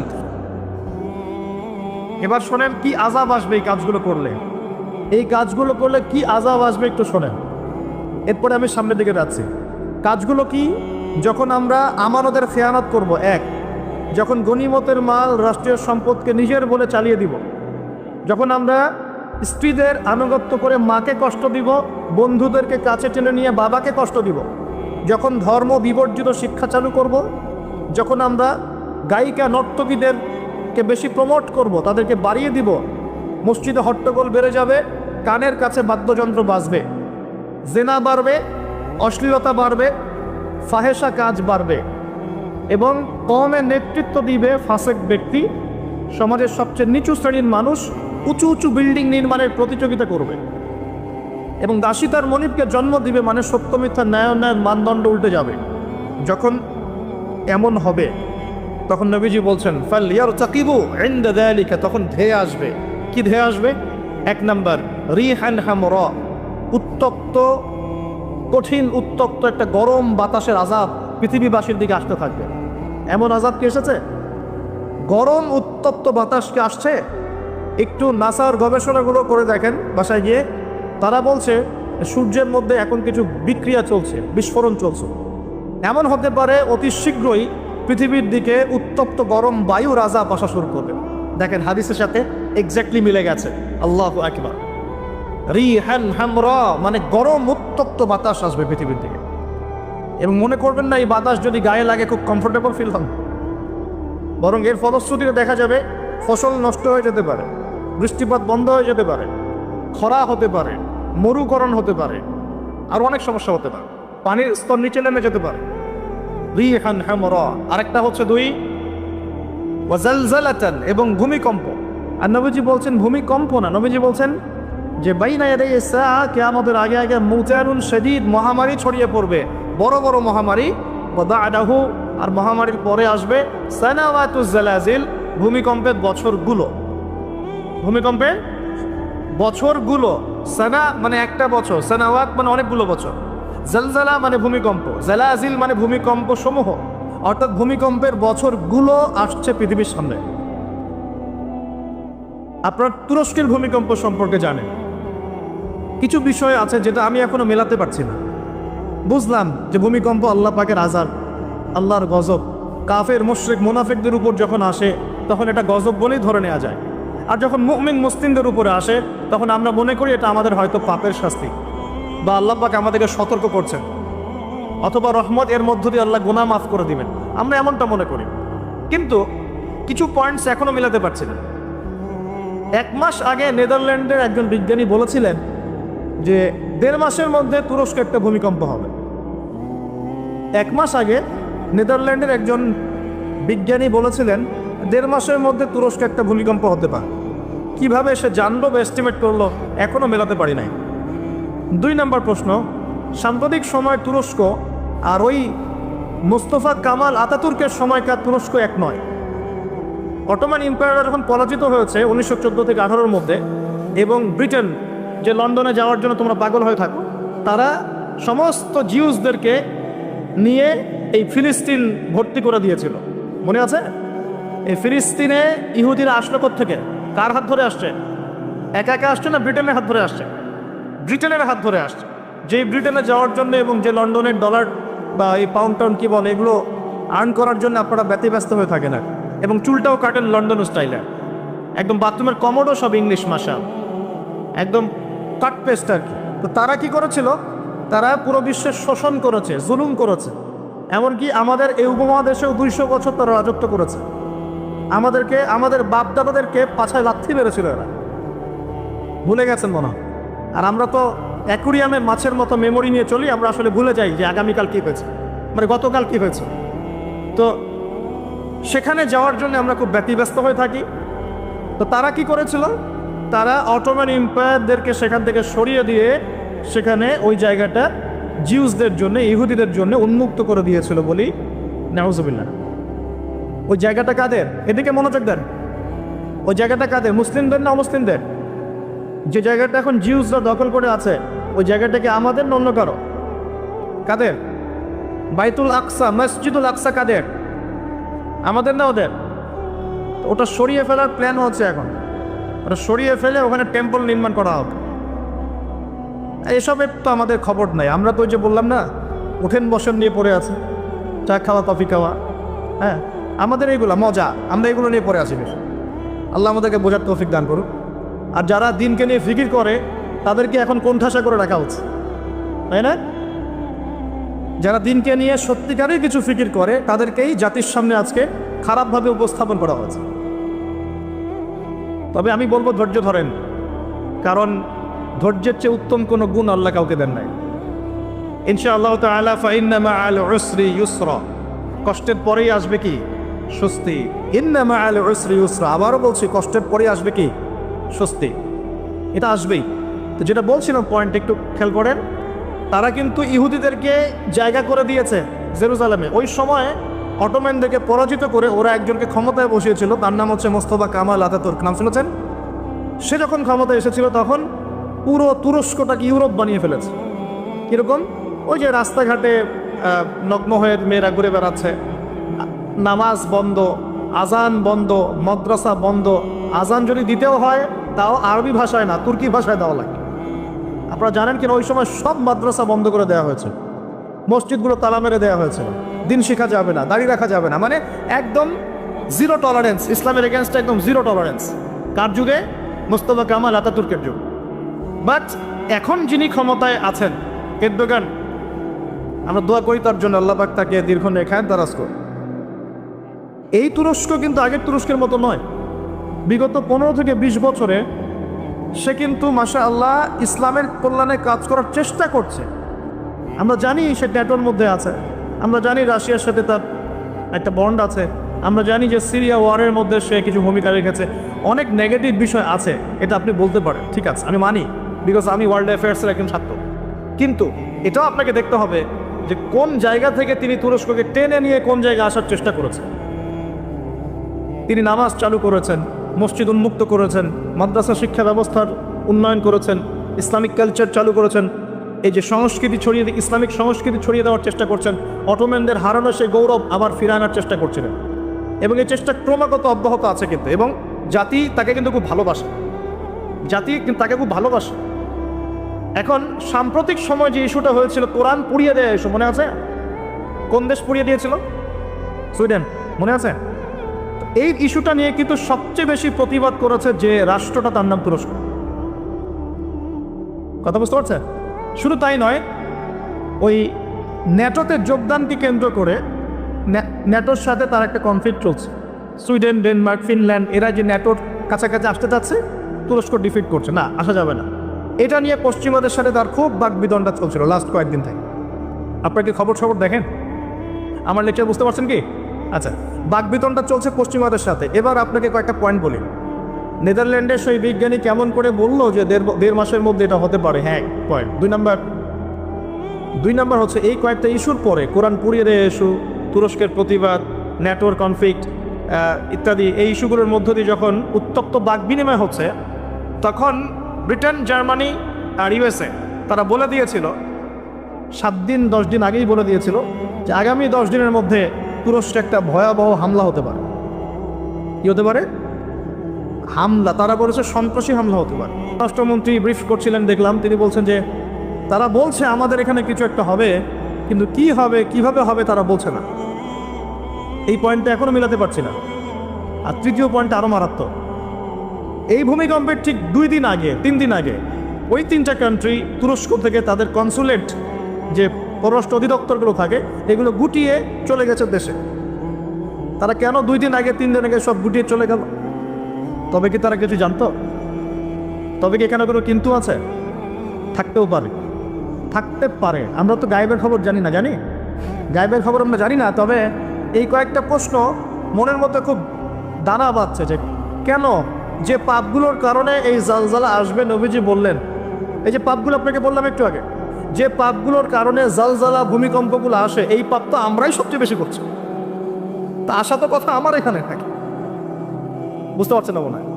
মাদকদ্রব্যের প্রচলন বাংলার মাটিতে বেশি না কম? কত বেশি? প্রচণ্ড রকম বেশি। বেশি না? নগ্নতা, বেহায়াপনা বেশি না কম? গান বাজনা, বাদ্যযন্ত্র বেশি না কম? সংস্কৃতির দোহাই দিয়ে আমরা সবাইকে এগুলো শোনাচ্ছি কিনা? নগ্নতা, ব্লু ফিল্মস, পর্নোগ্রাফিতে আমরা কি পিছিয়ে নিয়ে এগিয়ে? করাপশন, দুর্নীতিতে আমরা কত নাম্বার? আজকে আসছি 12, আগে ছিল 13, আজকে হয়েছে 12। মাশাআল্লাহ, উন্নতি হয়েছে আমাদের। আচ্ছা, তারপরে এই যে আমানতের খেয়ানতে আমরা পটু না কম না বেশি? একটা হাতি উপর থেকে আস্তে আস্তে এখানে মাছি হয়ে যায় কিনা? একটা হাতি উপর থেকে আস্তে আস্তে মাছি হয়ে যায় কিনা? মানুষ সম্পদ লুটে পুটে খাচ্ছে কিনা? তো ভূমিকম্প আসার যে কারণগুলা, এগুলো তো আমরা ফার্স্ট। তাহলে ওখানে এত বড় আযাব কেন? এটা প্রশ্ন না? আল্লাহ পাক উত্তর ভালো জানেন। তবে হতে পারে এটা পুরো মুসলিমদের জন্য একটা শিক্ষা। যদি তোমরা সতর্ক না হও তাহলে তোমাদের কাছেও কিন্তু এই আযাব আসবে।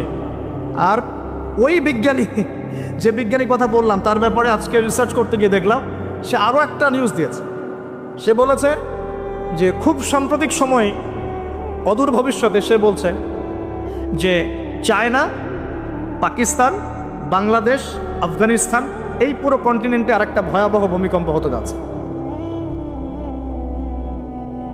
দুটো প্রশ্ন করবো, সে কেমন করে এস্টিমেট করতে পারে আর তার কথা ফলতেছে কিভাবে? তবে সায়েন্স বলছে এবং কোরআন হাদিস থেকে আমরা এটাও দেখছি যে হ্যাঁ, ভূমিকম্প যে পাপের কারণে আসে, এই পাপগুলো আমরা কিন্তু করছি, কম বেশি সবাই করছি। আর 2 নম্বর হচ্ছে যে টেকটনিক প্লেটের কথাগুলো বলা হয় বা এই যে ফ্রন্ট লাইনগুলোর কথা বলা হয়, এগুলো কিন্তু আমাদের দেশ পাকিস্তান, আফগানিস্তান, চায়নার দিকে আছে, মায়ানমারের দিকে আছে। আর এটা হাদিস থেকে আমি জানি কিয়ামতের আগে আগে 3টা বড় বড় ভূমিকম্প হবে। কয়টা ভাই? 3টা। এই কিয়ামতের 10টা বড় আলামতের মধ্যে এই 3টা হচ্ছে অন্যতম। নবীজি বলেছেন একটা হচ্ছে পৃথিবীর পূর্ব দিকে, যেখানে আমরা বসবাস করি, Bangladesh, Pakistan, Sri Lanka, India, Myanmar, Indonesia, Malaysia, পূর্ব দিক, এদিকে একটা ভূমিধস হবে। একটা হলো পৃথিবীর পশ্চিমে, মানে ওই যে পশ্চিমা সভ্যতা, যেখানে যাওয়ার জন্য আপনি ব্যতিব্যস্ত হয়ে আছেন। আর 3 নম্বর হচ্ছে পৃথিবীর মাঝখানে জাজিরাতুল আরাবিয়া, আরাবিক পেনিনসুলার মধ্যে একটা ভূমিকম্প হতে পারে। এই 3টা হবেই, রাসূল সাল্লাল্লাহু আলাইহি ওয়াসাল্লাম বলেছেন। আর তিনি আরও বলে গেলেন যে বাদাহু সানাওয়াতু জালাজিল, মহামারীর পরে আসবে ভূমিকম্পের বছরগুলো। এই পুরো বিষয়গুলো একত্রিত করলে আমাদের সচেতন হওয়ার দরকার আছে কি নাই? এখন কি আমরা সবাই 20-30 তলা বিল্ডিং বানানো শুরু করব? সচেতন মানে কি? আমরা কি আশ্রয় কেন্দ্র বেশি বেশি বানানো শুরু করব? আমরা আরও ওই যে কিছু কিছু সিমেন্টের অ্যাড দেখায়, এই সিমেন্টে বাড়ি বানালে ভূমিকম্পেও কাঁপবে না, এগুলো করব আমরা? নাকি সর্বপ্রথম কি প্রয়োজন? আধ্যাত্মিক পবিত্রতা প্রয়োজন, তাসকিয়া প্রয়োজন। আল্লাহ পাক আমাদের সবাইকে তওবা করে ফিরে আসার তৌফিক দান করুন। একই সাথে তাদের সমস্ত ষড়যন্ত্রের ব্যাপারে চোখ কান খোলা রাখার তৌফিক দান করুন। দুটোই দরকার আছে, আছে কি নাই? দুটোই দরকার আছে। আপনারা বাসায় গিয়ে একটা প্রযুক্তি সম্পর্কে পড়াশোনা করেন, আমি আর কিছু বলে দিব না পাবলিকলি। প্রযুক্তিটার নাম হচ্ছে হার্ট, HAARP, হার্ট। এই প্রযুক্তি কি, কেন, এর দিয়ে কি করা যায় না করা যায়, এটা নিয়ে একটু বাসায় গিয়ে পড়াশোনা করে দেখেন, মনে থাকবে? HAARP, হার্ট, মনে থাকবে? এখনই গুগল সার্চ করে দেখে দেন, বাসায় গিয়ে পড়াশোনা করে কি জিনিস এটা, কি করা যায় এটা দিয়ে। আপনাকে বলে দেই, কিন্তু জলবায়ু নিয়ন্ত্রণ করাও শুরু করবে, কারণ সে পুরো বিশ্বটা শাসন করবে। বৃষ্টি দিতে পারবে, দুর্ভিক্ষ দিতে পারবে, প্রোগ্রেসও দিতে পারবে। 40 দিন সে বিশ্বকে শাসন করবে, যার প্রথম দিনটা হবে 1 বছরের সমান, দ্বিতীয় দিনটা হবে 1 মাসের সমান, তৃতীয় দিনটা হবে 1 সপ্তাহের সমান, বাকি দিনগুলো হবে আমাদের দিনের মতোই। প্রত্যেক ভূমিকম্পেই পৃথিবীর আর্নিক গতির পরিবর্তন হচ্ছে। সায়েন্টিস্ট এখন বলছেন পৃথিবীর ভিতরে ইনার কোর বলে যে জায়গাটা আছে, এটা এখন উল্টা দিকে ঘোরা শুরু করেছে। তো একদিন যে 1 বছরের সমান হবে, এই বিষয়ে আমার কোনো সন্দেহ নাই। মহাবিশ্বে এমন কিছু একটা হবে যাতে করে পৃথিবীর আর্নিক গতির মধ্যে পরিবর্তন আসবেই। নাহলে নবী সাল্লাল্লাহু আলাইহি ওয়াসাল্লাম বলতেন না প্রথম দিনটা হবে 1 বছরের সমান। সাহাবীরাও প্রশ্ন করছেন, ইয়া রাসূলুল্লাহ সাল্লাল্লাহু আলাইহি ওয়াসাল্লাম, আমরা তখন কিভাবে নামাজ পড়ব? নবীজি বললেন, তোমরা অনুমান করে, হিসেব করে নামাজ পড়ে নিবে। মনে করেন যদি এখন সূর্য আর না ওঠে, তাহলে কি আমরা একটা টাইম বের করে করে নামাজ পড়তে পারবো না? মনে করেন সকালে সূর্য উঠেছে আর রাত হচ্ছে না, আটকে গেছে পৃথিবী, তাহলে কি টাইম হিসেব করে করে নামাজ পড়তে পারবো কি না? নবীজি এই পরামর্শ দিচ্ছিলেন যে তোমরা সময় হিসেব করে নামাজ পড়ে নেবে। দ্বিতীয় দিনটা হবে 1 মাসের সমান, আর তৃতীয় দিনটা হবে 1 সপ্তাহের সমান। এবং সে এই পৃথিবীটাকে শাসন করবেই। এবং নবীজি একটা হাদিসে বলছেন, পৃথিবীর মক্কা মদিনা বাদ দিয়ে এমন কোনো জায়গা নাই যেখানে সে বিচরণ করবে না। সফে সালাহিন বলছেন তার বিচরণ দুভাগেও হতে পারে। এক, সে নিজে বিচরণ করবে, আল্লাহ তাকে সেই ক্ষমতা দিবেন, অথবা সে প্রত্যেকটা জায়গায় তার অনুসারী তৈরি করবে যারা তার হয়ে কাজ করবে। দুটো ব্যাখ্যাই যৌক্তিক, যৌক্তিক না? একজন ব্যক্তি কি একা একাই বিশ্বকে শাসন করতে পারে, নাকি তার কোনো ফলোয়ার্স লাগবে? ফলোয়ার্স লাগবে না? এখানে তার ফলোয়ার্স কারা? নবীজি বলছেন ইস্পাহানের 70,000 ইহুদি তাকে ফলো করবে। এই পৃথিবীতে আমাদের ভালোবাসার কেন্দ্র কি হবেন? সমস্ত কিছু ভালোবাসার ঊর্ধ্বে কার স্থান হবে? আর আল্লাহ বলেছেন যদি তোমরা আমাকে সত্যিকার অর্থেই ভালোবাসো, কুল ইন কুনতুম তুহিব্বুনাল্লাহ ফাত্তাবিউনি, যদি তোমরা সত্যিকার অর্থে আল্লাহকে ভালোবাসো, আল্লাহর ভালোবাসা পেতে চাও, তাহলে একটা কাজ করো। কি করো? ফাত্তাবিউনি, কার অনুসরণ করো? মুহাম্মদুর রাসূলুল্লাহ সাল্লাল্লাহু আলাইহি ওয়াসাল্লাম। আপনি আর আমি আমাদের জীবনের প্রতিটা কাজ যদি মুহাম্মদ সাল্লাল্লাহু আলাইহি ওয়াসাল্লামের তরিকা মতো করি, আপনি প্রমাণ করে দিবেন হে আল্লাহ আমি তোমাকে ভালোবাসি, এবং আপনিও আল্লাহর ভালোবাসা পাবেন ইনশাআল্লাহ। শুধু তাই নয়, শুধু ভালোবাসাই নয়, ওয়ায়াগফির লাকুম যুনুবাকুম, তোমাদের সমস্ত পাপ মাফ করে দেব ইনশাআল্লাহ। আল্লাহু গফুর রহিম, আল্লাহ পাক হচ্ছেন পরম করুণাময়, অসীম দয়ালু। এখন নবী সাল্লাল্লাহু আলাইহি ওয়াসাল্লামকে অনুসরণ কিভাবে করবেন? ঘুমাবেন কার মতো? রাসূলের মতো। উঠবেন কার মতো করে? ওযু করবেন কার মতো? বাথরুমে যাবেন কার মতো? বের হবেন কার মতো? নামাজ পড়বেন কার মতো করে? তেলাওয়াত করবেন কার মতো? জিকির করবেন কার তরিকায়? ব্যবসা করবেন কার তরিকায়? চাকরি বাকরি কার তরিকায় করবেন? বিভিন্ন সেক্টরে দায়িত্ব কার মতো করে পালন করবেন? একজনই আপনার উসওয়াতুল হাসানাহ, লাকাদ কানা লাকুম ফি রাসূলিল্লাহি উসওয়াতুল হাসানাহ। একজনকে আল্লাহ পাক রোল মডেল করেছেন। একজনকে কি করেছেন? Role model. তাকে ফলো করলেই ইনশাআল্লাহ আপনি জান্নাতে চলে যাবেন। আর এটা কি শুধু জীবনের একটা ক্ষেত্রে করবেন না সমস্ত ক্ষেত্রে করবেন? আল্লাহ তৌফিক দান করুন। আর নবী সাল্লাল্লাহু আলাইহি ওয়াসাল্লামকে যারা ভালোবাসেন তাদেরকে আপনি ভালোবাসবেন। নবী সাল্লাল্লাহু আলাইহি ওয়াসাল্লামকে যারা ভালোবাসেন তাদেরকে আপনি ভালোবাসবেন। যারা নবীকে ভালোবাসে না তাকে কি ভালোবাসবেন? ভালোবাসার মানদণ্ড কি হবে? আল্লাহর জন্য ভালোবাসবো, আল্লাহর জন্যেই ঘৃণা করব। এটা আল্লাহর জন্য কাছে আসা, আল্লাহর জন্যই দূরে যাওয়া। আরশের নিচে আল্লাহ পাক যে কয় শ্রেণীর মানুষকে আশ্রয় দিবেন, যে 7 শ্রেণীর মানুষকে, তার মধ্যে এক শ্রেণী আছে এমন 2 ব্যক্তি যারা পরস্পরকে শুধু আল্লাহর জন্য ভালোবাসে। কেউ যদি কাউকে আল্লাহর জন্য ভালোবাসে, তার উচিত তাকে জানিয়ে দেয়া যে হে অমুক ভাই, আমি আপনাকে আল্লাহর জন্য ভালোবাসি। অমুক দিনী বোনকে বলতে পারে আমি আপনাকে আল্লাহর জন্য ভালোবাসি। এক ভাগ ভালোবাসা দিয়ে পৃথিবী চলছে। এবার আসেন, এই দুনিয়ার জীবনে আল্লাহ পাক রিজিকের পাশাপাশি একজন আদর্শ দিলেন, উসওয়াতুল হাসানাহ দিলেন, তাকে ফলো করতে বললেন। এবং তিনি একমাত্র ব্যক্তি যাকে কবরে দেখানো হবে, প্রশ্ন করা হবে মান হাযা রাজুল বুইসা ফীকুম। মনে রাখবেন, তিনি একমাত্র ব্যক্তি যিনি আপনার জন্য, আমার জন্য, কবিরা গুনাহগার ব্যক্তিদের জন্য কিয়ামতের মাঠে সুপারিশ করবেন। তিনি একমাত্র ব্যক্তি যিনি হাউজে কাউসারে পানি নিয়ে আমাদের জন্য অপেক্ষা করবেন। তিনি একমাত্র ব্যক্তি যার সুপারিশ আল্লাহ পাক কবুল করবেন ইনশাআল্লাহু আযজা ওয়া জাল। কিয়ামতের মাঠে যখন সবাই ইয়া নাফসি ইয়া নাফসি বলবে, তিনি একমাত্র ব্যক্তি যিনি বলবেন ইয়া উম্মতি ইয়া উম্মতি। অতএব আমরা সবাই যেন বিনা বাক্যবে মুহাম্মদ সাল্লাল্লাহু আলাইহি ওয়াসাল্লামকে আমাদের আদর্শ মেনে নেই এবং তার সুন্নত অনুযায়ী জীবনযাপন করার চেষ্টা করি। আল্লাহুম্মা আমিন। আল্লাহ তৌফিক দান করুন। এই দুনিয়ার জীবনে ওই এক ভাগ ভালোবাসার মধ্যে আমরা কয়েক শ্রেণীর মানুষকে ভালোবাসি। দেখেন, 1 নাম্বার পিতামাতা, তাই না? 2 নাম্বার স্ত্রী, 3 নাম্বার সন্তান সন্ততি, 4 নাম্বার আত্মীয় স্বজন, পাড়া প্রতিবেশী, এবং আমরা যে দেশে থাকি সে দেশকে ভালোবাসি না? ভালোবাসি। এই ভালোবাসাগুলো কিন্তু বৈধ। এই ভালোবাসাগুলো কি বৈধ? এখানে একটা বিষয় বুঝতে হবে যে ভালোবাসার ঘৃণা করার মানদণ্ড কে দিবে? আল্লাহ এবং তার রাসূল। এই মানদণ্ডে ভালোবাসবেন। যে ভালোবাসা বা যে আবেগ আল্লাহ এবং তার রাসূলের বিধানের অনুকূলে যায় না, সেটাকে করবেন। দুটো বিষয়, পবিত্র ভালোবাসা, আল্লাহ কর্তৃক স্বীকৃত বৈধ ভালোবাসা, এটা একটা। আর একটা এর বিপরীত শক্তি শয়তান কর্তৃক স্বীকৃত ভালোবাসা। আমার কথাটা একটু গভীরভাবে বোঝেন। একটা হচ্ছে আল্লাহর পক্ষ থেকে স্বীকৃত বৈধ ভালোবাসা, এর বিপরীতে হচ্ছে একটা প্রবৃত্তিগত পাশবিক দাসত্ব শয়তান কর্তৃক স্বীকৃত। কথা বুঝতে পারছেন? আল্লাহ কর্তৃক স্বীকৃতের মধ্যে আমরা পিতা মাতাকে ভালোবাসবো, বরং পিতা মাতাকে যে ভালোবাসবে না এবং তাদের খেদমত করে জান্নাত লাভ করতে পারবে না, এই সন্তানদেরকে নবী সাল্লাল্লাহু আলাইহি ওয়াসাল্লাম অভিশাপ দিয়েছেন। মায়ের সাথেই জান্নাত জড়িত আছে, পিতার সন্তুষ্টির সাথেই সন্তানের ফয়সালা জড়িত আছে। তো পিতা মাতাকে যে বৃদ্ধ অবস্থায় পেল, তাদের খেদমত করে জান্নাত লাভ করতে পারলো না, এদের জন্য ধ্বংস। নবী সাল্লাল্লাহু আলাইহি ওয়াসাল্লাম বলেছেন আমিন।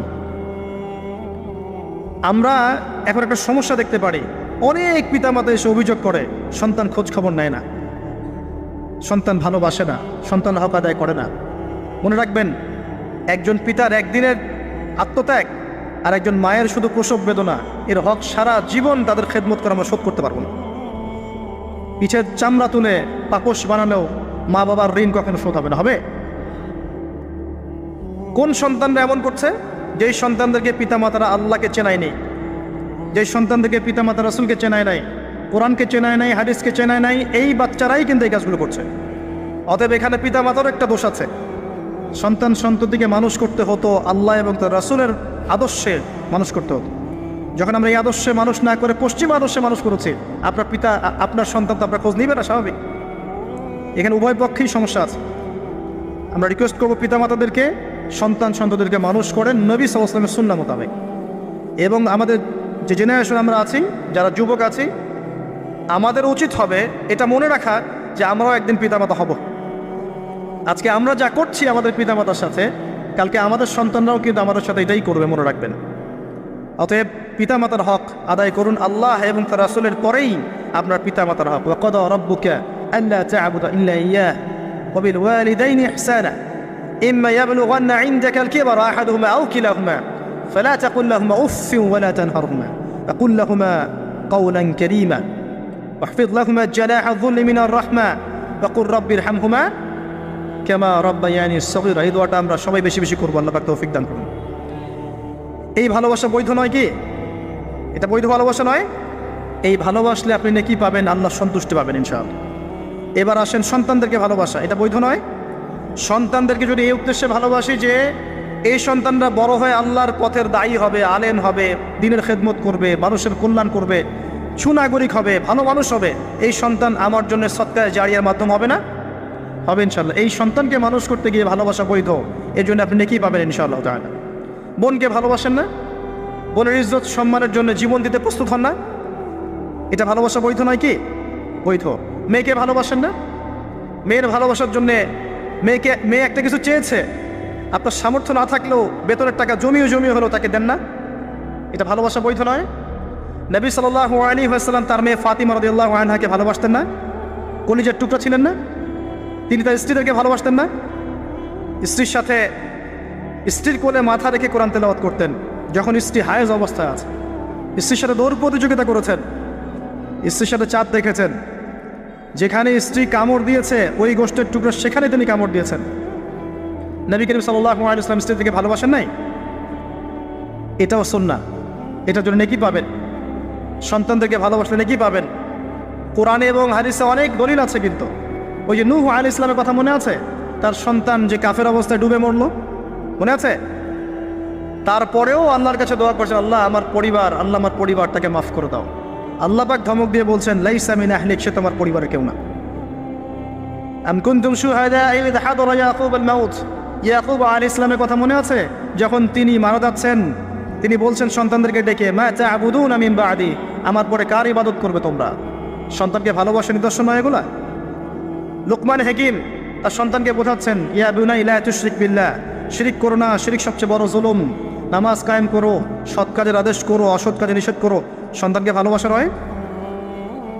ইউসুফ আলাইহিস সালামের পিতা সন্তানকে ভালোবাসতেন না? আমরা তো সূরা ইউসুফকে মনে করি ইউসুফ জুলাইখার গল্প, তাই না? এটা ইউসুফ আর জুলাইখার প্রেম কাহিনী নয়। সূরা ইউসুফ তার পিতার সাথে তার ছেলের প্রেম কাহিনী। ভালো করে সূরা ইউসুফ বোঝেন। সূরা ইউসুফ পিতার সাথে সন্তানের মহব্বতের কাহিনী। ভালো করে পড়তে শেখেন আর বুঝতে শেখেন। যখন তিনি কাঁদতে কাঁদতে অন্ধ হয়ে গেছেন ছেলের জন্যে, ইয়াকুব আলাইহিস সালাম কাঁদতে কাঁদতে ছেলের জন্য অন্ধ হয়ে গেছেন, প্রায় চোখ নষ্ট হয়ে গেছে, ইউসুফ আলাইহিস সালাম তার একটা রুমাল বা কাপড়ের টুকরা পাঠালেন হাদিয়া, মনে আছে? মনে আছে? আসছে কাপড়, আর তার বাবা যোজন যোজন দূর থেকে বলছেন যে আমি ইউসুফের গন্ধ পাচ্ছি এখান থেকে। কি ভালোবাসা না?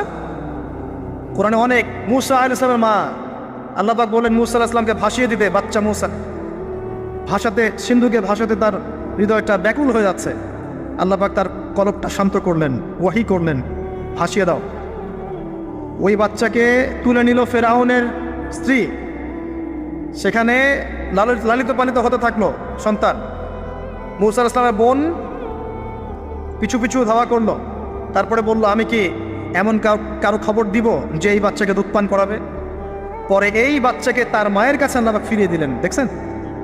এবং যখন একটা কি জানি, ওয়ারাজআনাকা ইলা উম্মিক কাই তাকাররা আইনুহা ওয়ালা তাহজান, এটা আমি মূসা তোমাকে ফিরিয়ে দিয়েছিলাম তোমার মায়ের কাছে, যাতে তোমার মা তোমাকে পেয়ে তার চক্ষু শীতল করতে পারে। ভালোবাসা না? কোরআন হাদিস ঘাটতে থাকেন, দেখেন বৈধ ভালোবাসার কত নিদর্শন আছে, এবং এগুলো বৈধ, এগুলোতে আপনি নেকি পাবেন। বাবার প্রতি ভালোবাসা, সন্তানের প্রতি ভালোবাসা, আপনার স্ত্রী সন্তানের প্রতি ভালোবাসা, আপনার স্ত্রীর প্রতি, আপনার প্রতিবেশীর প্রতি, আত্মীয়তার হক রক্ষা করলে, আপনি দেশের খেদমত করলে, জাতিকে ভালোবাসলে আপনি নেকি পাবেন, কল্যাণে কাজ করলে নেকি পাবেন ইনশাআল্লাহ। এবার এর বিপরীতে শয়তান, শোনেন এই জায়গাটা একটু ভালো করে বোঝেন, এটা লাস্ট অংশ। এর বিপরীতে শয়তান চেয়েছে কি, যাতে করে আদম সন্তানদেরকে জাহান্নামে নিয়ে যেতে পারে। এই জন্য পবিত্র ডিভাইন বৈধ ভালোবাসার বিপরীতে সে কিছু প্রবৃত্তিগত চাওয়া দিয়েছে আপনাকে, প্রবৃত্তিগত আবেগ, কিছু অনুভূতি, কিছু পাশবিক দাসত্ব দিয়েছে। যদি আপনি এই অবৈধ পথে পা বাড়ান, তাহলে এই ভালোবাসাগুলোর বিনিময় করে নেকি তো হবেই না, বরং আপনার জাহান্নামের ফয়সালা হয়ে যাবে। নাউজুবিল্লাহ। শয়তান দুরকম, মানুষ শয়তান, জিন শয়তান। এর পাশাপাশি আছে শেষ জামানার সবচেয়ে বড় ফিতনা মসিহুদ দাজ্জাল এবং তার অনুসারীরা। সব কিছু মিলে তারা আপনার সামনে কয়েকটা টোপ দিয়ে দিয়েছে। এক নাম্বার আপনাকে দিয়েছে দুনিয়ার প্রতি ভালোবাসা। এক নাম্বার দুনিয়ার প্রতি ভালোবাসা। যে দুনিয়াকে ভালোবাসবে সে হালাক হয়ে যাবে। যার কলবের মধ্যে দুনিয়ার প্রতি আসক্তি আর ভালোবাসা আছে, সে কখনো 100% মন দিয়ে আল্লাহর ইবাদত করতে পারবে না। এক নাম্বার বেঁচে থাকতে হবে কি থেকে? দুনিয়ার প্রতি আসক্তি, ভালোবাসা থেকে। এটা এক নাম্বার। দুই নাম্বার অর্থ সম্পদ, এগুলোর প্রতি ভালোবাসা, মোহ। আলহাকুমুত তাকাসুর হাত্তা যুরতুমুল মাকাবির কাল্লা সাউফা তা'লামুন সুম্মা কাল্লা সাউফা তা'লামুন। সূরাটা তো আমার চেয়ে আপনারা ভালো জানেন। শেষে কি আছে? সুম্মা লা তুসআলুন্না ইয়াওমাইযিন আনিন নাঈম। যে টাকা পয়সার প্রতি ভালোবাসা শয়তান ঢুকিয়েছে। আরো ঢুকিয়েছে শয়তান মাদকের প্রতি ভালোবাসা, মাদকের প্রতি আসক্তি, ভালো লাগে মাদক খেতে, একটা ভালোবাসা কাজ করে। ঢুকিয়েছে মিউজিকের প্রতি ভালোবাসা, হারাম মিউজিকের প্রতি ভালোবাসা, ভালো লাগে, মন নাকি শান্ত হয়। আর সবচেয়ে ডেঞ্জারাস যেটা ঢুকিয়েছে সেটা হচ্ছে এমন মেয়ের প্রতি আসক্তি, এমন নারীর প্রতি আসক্তি, যে আসক্তিটা আল্লাহ পাক হালাল করেন নাই, অর্থাৎ গায়রে মাহরাম মেয়ের প্রতি আসক্তি। এটা এক নাম্বার, কারণ আল্লাহ পাক সূরা আলে ইমরানে বলেছেন যুয়্যিনা লিন-নাস হুব্বুশ শাহওয়াতি মিনান নিসা। যে কয়টা বিষয়ের প্রতি মানুষের আসক্তি থাকে তার প্রথমটা হচ্ছে নিসা বা মহিলা, পরে অন্যান্য টাকা পয়সা, ধন দৌলত, সোনা চাঁদি, এগুলো পড়ে। আর এটাকে শয়তান সবচেয়ে বড় অস্ত্র হিসাবে ইউজ করেছে। মনে করে দেখেন, যত বড় বড় সম্প্রদায় ছিল, এদের প্রধান প্রধান ফিতনাগুলো ছিল নারী কেন্দ্রিক। এমনকি নবীজি বলেছেন বনু ইসরাইলের মধ্যে প্রথম ফিতনা হয়েছে কি কেন্দ্রিক? নারী কেন্দ্রিক। আর আমি আমার উম্মতের মধ্যে নারীর চেয়ে বড় কোনো ভয়ঙ্কর ফিতনা ছেড়ে যাচ্ছি না। শয়তান এই কয়েকটা ফিতনা, আপনার দুনিয়ার আসক্তি, টাকা পয়সা, ভোগ বিলাস, বাড়ি গাড়ি, ব্যাংক ব্যালেন্স, স্ট্যাটাস, ক্ষমতার ভালোবাসা, আপনার মাদকের ভালোবাসা, গান বাজনার প্রতি ভালোবাসা, অশ্লীলতা, বেয়াপনা, সেনা আর হারাম রিলেশনশিপ, এগুলোর প্রতি শয়তান আসক্তি সৃষ্টি করেছে। এটা হচ্ছে ভালোবাসা নয়, এটা হচ্ছে পাশবিক প্রবৃত্তিগত একটা দাসত্ব। আমার কথা কি বোঝা যায়? ল্যাঙ্গুয়েজ একটু ডিফিকাল্ট মনে হয়। এটা কিন্তু বৈধ ভালোবাসা নয়, যে ভালোবাসলে আপনি নেকি পাচ্ছেন। দুনিয়ার প্রতি আসক্তি থাকলে নেকি পাবেন, পিতা মাতাকে ভালোবাসলে নেকি পাবেন। টাকা পয়সা, ব্যাংক ব্যালেন্স, বাড়ি গাড়ির প্রতি আসক্তি, মোহ থাকলে নেকি পাবেন, ফিতনায় পড়ে যাবেন। কিন্তু আপনি সন্তানকে ভালোবাসলে নেকি পাবেন। একটা হারাম মেয়েকে ভালোবাসলে নেকি পাবেন, আপনি স্ত্রীকে ভালোবাসলে নেকি পাবেন। স্ত্রীর মুখে ভাত তুলে দিলে নেকি পাবেন, স্ত্রীর মুখে খাবার তুলে দিলে নেকি পাবেন, তার দিকে তাকালে আপনি নেকি পাবেন, তাকে আদর করলে নেকি পাবেন, তার সাথে অন্তরঙ্গ সময় কাটালে আপনি নেকি পাবেন। আপনি মাদক, এই যে গান বাজনা, পর্নোগ্রাফি, মানে ক্ষমতার দাপট, এই বিষয়গুলোকে ভালোবাসলে নেকি পাবেন, নাকি মায়ের সেবা করলে নেকি পাবেন? বৈধ ভালোবাসা, অবৈধ আসক্তি। এখন এই অবৈধ আসক্তিগুলোর মধ্যে একটা হচ্ছে হারাম মেয়েদের প্রতি ভালোবাসা, যেটা এখন এই মুসলিম সমাজের মহামারী বলা যায়। অন্য পয়েন্টসগুলো আজকে আমি বলার সময় পাচ্ছি না, এগুলো নিয়ে অনেকদিন বলেওছি, ইনশাল্লাহ আগামীতে বলবো। দুনিয়া, মাদক, অন্যান্য বিষয়গুলো পরে টাচ করবো ইনশাল্লাহ।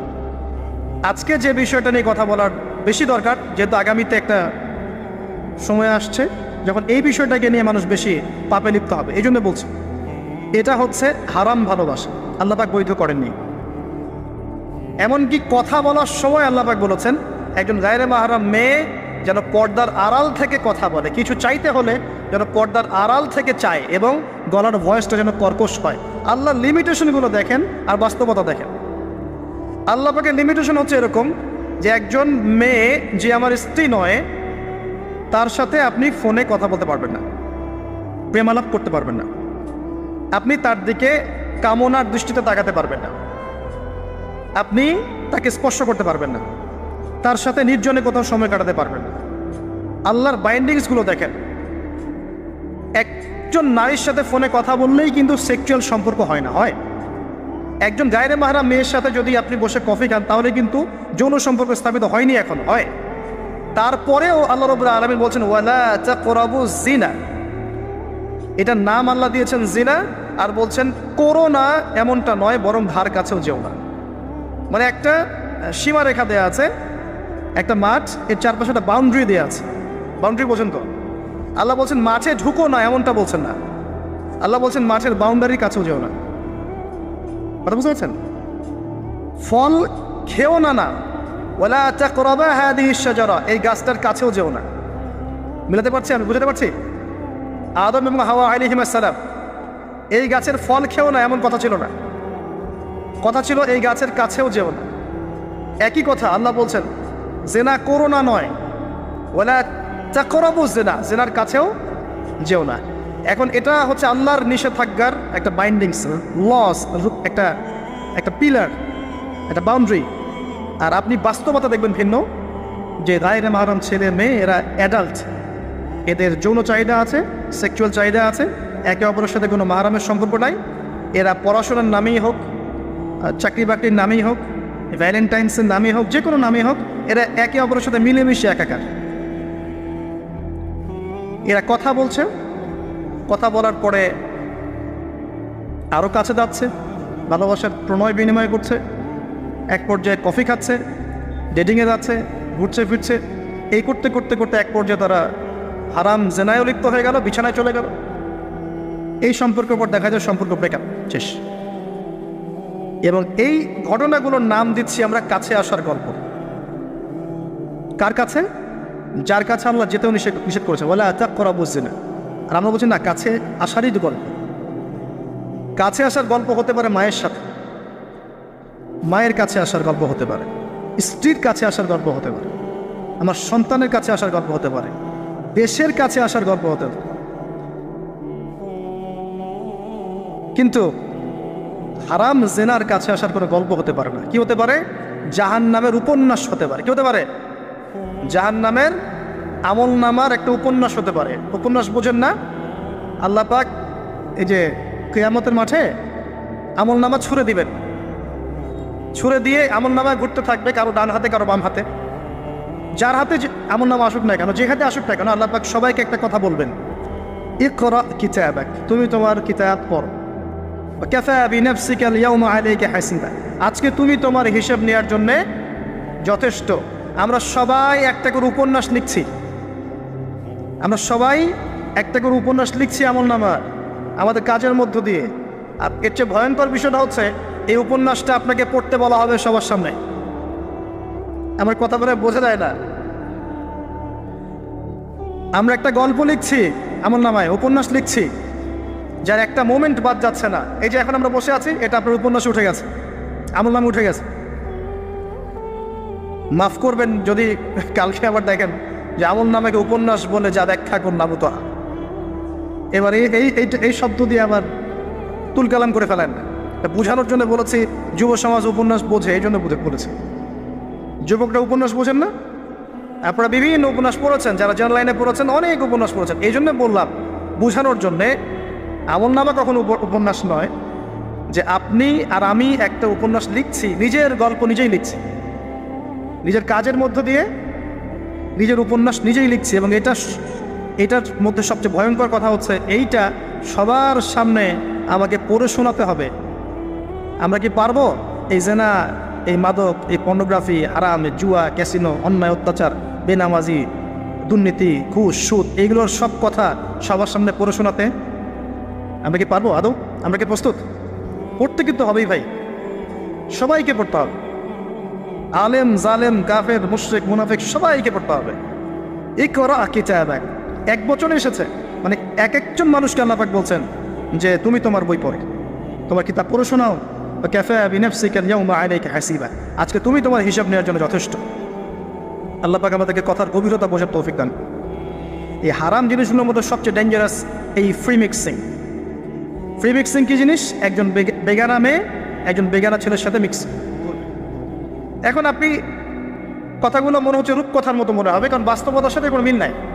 বাস্তবতায় আপনি গিয়ে দেখবেন যে স্কুলে পড়ছে মাশাআল্লাহ গায়রে মাহারাম গায়রে মাহারাম ছেলে মেয়ে, এবং নাম দিচ্ছে এরা friends, just only friends, friends only, বন্ধু, ক্লাসমেট।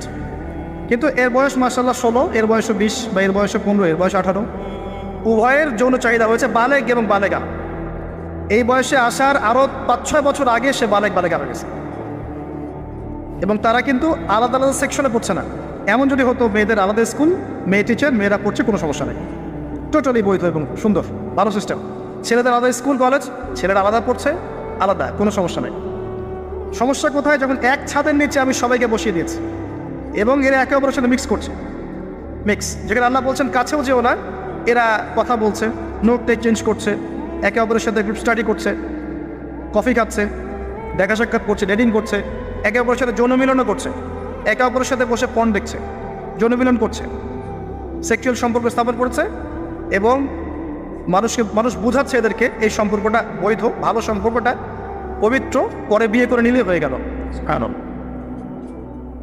এই হচ্ছে এটা বাস্তবতা। বাস্তবতার সাথে ওয়ালা তাকরাবু জিনা আয়াতের কোনো মিল আছে? বাস্তবতা এক জায়গায়, কোরআন এক জায়গায়।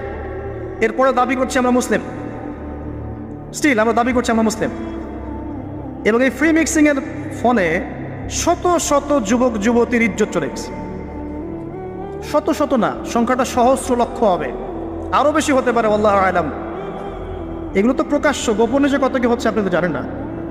যে সন্তান, যে মেয়েটাকে আপনি ছোট মনে করছেন, অলরেডি যে সে কতগুলো ছেলেকে এভাবে ছেলে বদল করতে করতে করতে করতে করতে করতে এই জায়গায় আসছে আপনি জানেনই না। আর যে ছেলেটাকে আপনি ছোট্ট মনে করছেন, এ যে কতগুলো গার্লফ্রেন্ড চেঞ্জ করতে করতে এই জায়গায় আসছে আপনি জানেন না। এবং এগুলোকে সে মনে করছে পবিত্র সম্পর্ক, কোনো সমস্যা নাই। কোনো কোনো ক্ষেত্রে দেখা যায় হিন্দু মুসলিম তারাও প্রেম করছে, বন্ধু বান্ধব, এবং তার কনসেপ্টটা হচ্ছে এমন যে সমস্যা নাই, পরে বিয়ে করে নিব, এটা চলছে। এবং এদেরকে আমরা উস্কে দিব এভাবে যে 14 ফেব্রুয়ারিতে তোমরা অবাধে মেলামেশা করতে পারো, কোনো সমস্যা নেই, বরং এটা হচ্ছে তোমাদের মত প্রকাশের স্বাধীনতা। এবং আমরা এটাও বোঝাবো ওদেরকে যে যারা এগুলোর বিরুদ্ধে বলবে তারা মৌলবাদী, তারা সমাজের উন্নতি, অগ্রগতি, প্রগতি চাচ্ছে না। তারা চাচ্ছে না তোমরা এগিয়ে যাও, বরং তারা তোমাদেরকে পিছিয়ে দিতে যাচ্ছে। কোথায় এগিয়ে নিচ্ছি আমরা এদেরকে? আমি জানি কোথায় নিচ্ছেন, এক্স্যাক্টলি বলতে পারবো কোথায় নিচ্ছেন। ইলাল নার, জাহান্নামের দিকে, জাহান্নামের দিকে এগিয়ে নিচ্ছেন, আর কোনো দিকে নয়। আসেন, এই মিক্সিংটা এখানে শেষ হলো না। এরপরে যখন সে কলেজ লাইফে গেল, সেখানেও দেখবেন সেম দৃশ্য, একই অবস্থা। দেখা যায় কলেজে মাঝে মাঝে আন্দোলন হয় না? আন্দোলনে দেখবেন যে ছেলে মেয়ে একসাথে, ছেলের কাঁধে, মেয়ের কোলের মধ্যে ছেলে মাথা দিয়ে স্লোগান দিচ্ছে, মনে হচ্ছে যেন স্ত্রী। সুবহানাল্লাহ। হ্যাঁ, দেখবেন বিভিন্ন আন্দোলনের সময় দেখবেন কলেজ বিশ্ববিদ্যালয়গুলোতে, আমরা তো পড়েছি, আমরা তো বলতে পারবো, আন্দোলন হচ্ছে, বান্ধবী বসে আছে, বান্ধবীর কোলে মাথা দিয়ে বন্ধু, মনে হচ্ছে যেন স্ত্রী না পাবলিক প্রপার্টি, আল্লাহ ভালো জানে। তো পাবলিক প্রপার্টি যে কেউ ভোগ করতে পারে। এটা কলেজে শেষ থাকলো না, ইভেন স্কুল কলেজের মধ্যে দেখবেন যে আপনি টিচার একজন পড়াচ্ছেন, পুরুষ টিচার, এর চারপাশে মেয়েরা গোল করে বসে আছে ব্যাচ, পুরুষ টিচার মেয়েদের ব্যাচ পড়াচ্ছেন, মেয়েরা সবাই তার গায়ে মারাম। দর্শনটা এখানে এরকম না, এরা তো আমার মেয়ের মতো, এরা তো আমার মেয়ের মতো, জাস্ট এভাবে, তুমি তো আমার মেয়ের বয়স। কথা বুঝতে পারছেন? তুমি তো আমার মামনির মতো, আর ওই মেয়েকে বোঝানো হচ্ছে টিচার তোমার বাবার মতো।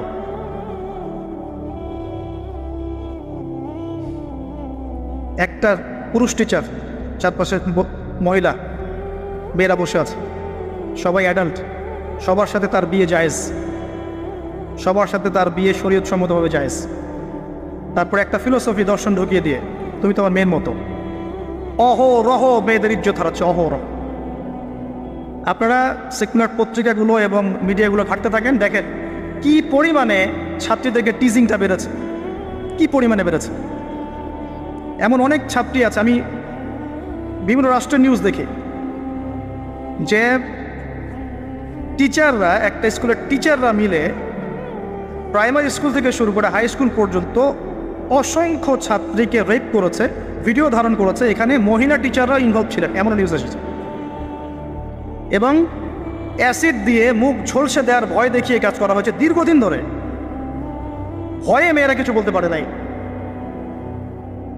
আবার সেদিন একটা রেপিস্টেড ক্রাইম দেখলাম, র্যাব ধরেছে, র্যাবের অফিসার যিনি ব্রিফ করছেন তিনিও অবাক, যে আমরা অবাক হয়ে গেছি এর ঘটনা দেখে। সে রেপিস্ট কিন্তু মুসলিম না, ভাগ্যিস সে অন্য ধর্মের না, যদি মুসলিম হতো তাহলে এটা নিয়ে আবার প্রচারণা শুরু হয়ে যেত।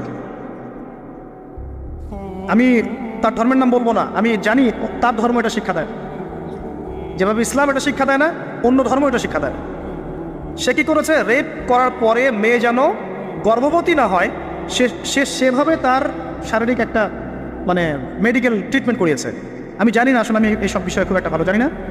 এমন এমন এমন কিছু পদ্ধতি এখন নাকি বের হয়েছে যে যৌন সম্পর্ক স্থাপন করলেও কনসেপ্ট করবে না, ছেলে তার মধ্যে সেটা করিয়েছে, যাতে সে গণহারে রেপ করতে পারে একটার পর একটা, কেউ প্রেগনেন্ট না হয়।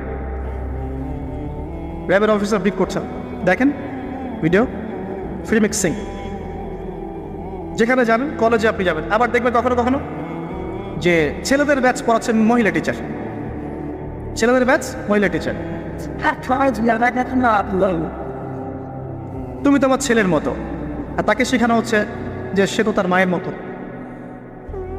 আবার আমাদের ঢাকা শহর অত্যাধুনিক যে প্রতিষ্ঠানগুলো আছে এখানে গিয়ে দেখবেন যে ফর্মাল ড্রেসে মিস ক্লাস নিচ্ছে, ফর্মাল ড্রেস, শার্ট প্যান্ট টাই।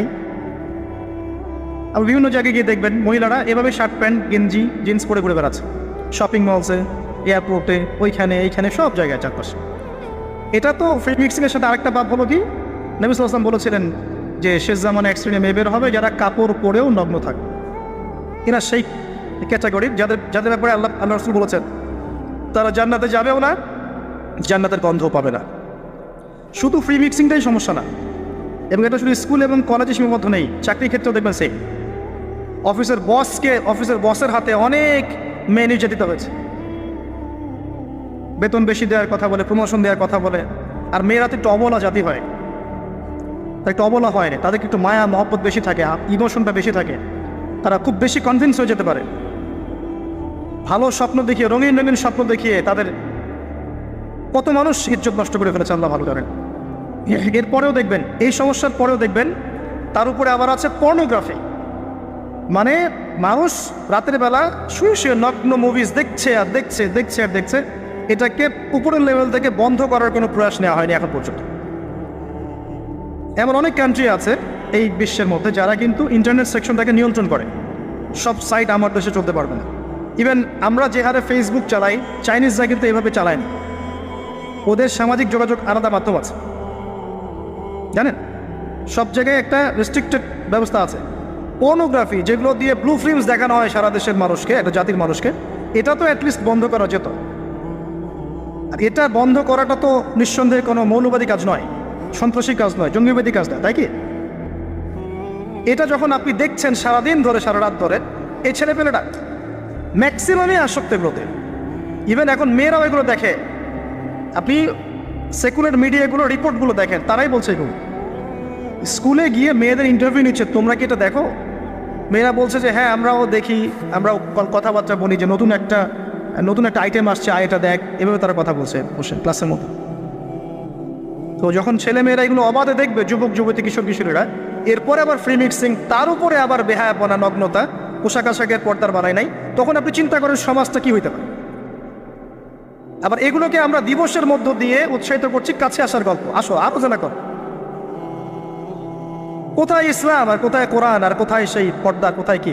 আর ওই যে দেখেন একটা মেয়ে মুস্কান, ও তার নেকাব খুলবে না, 200-300 কুকুরের সামনে বলছে আল্লাহু আকবার। তো জান্নাত আসলে কাদের জন্য? এই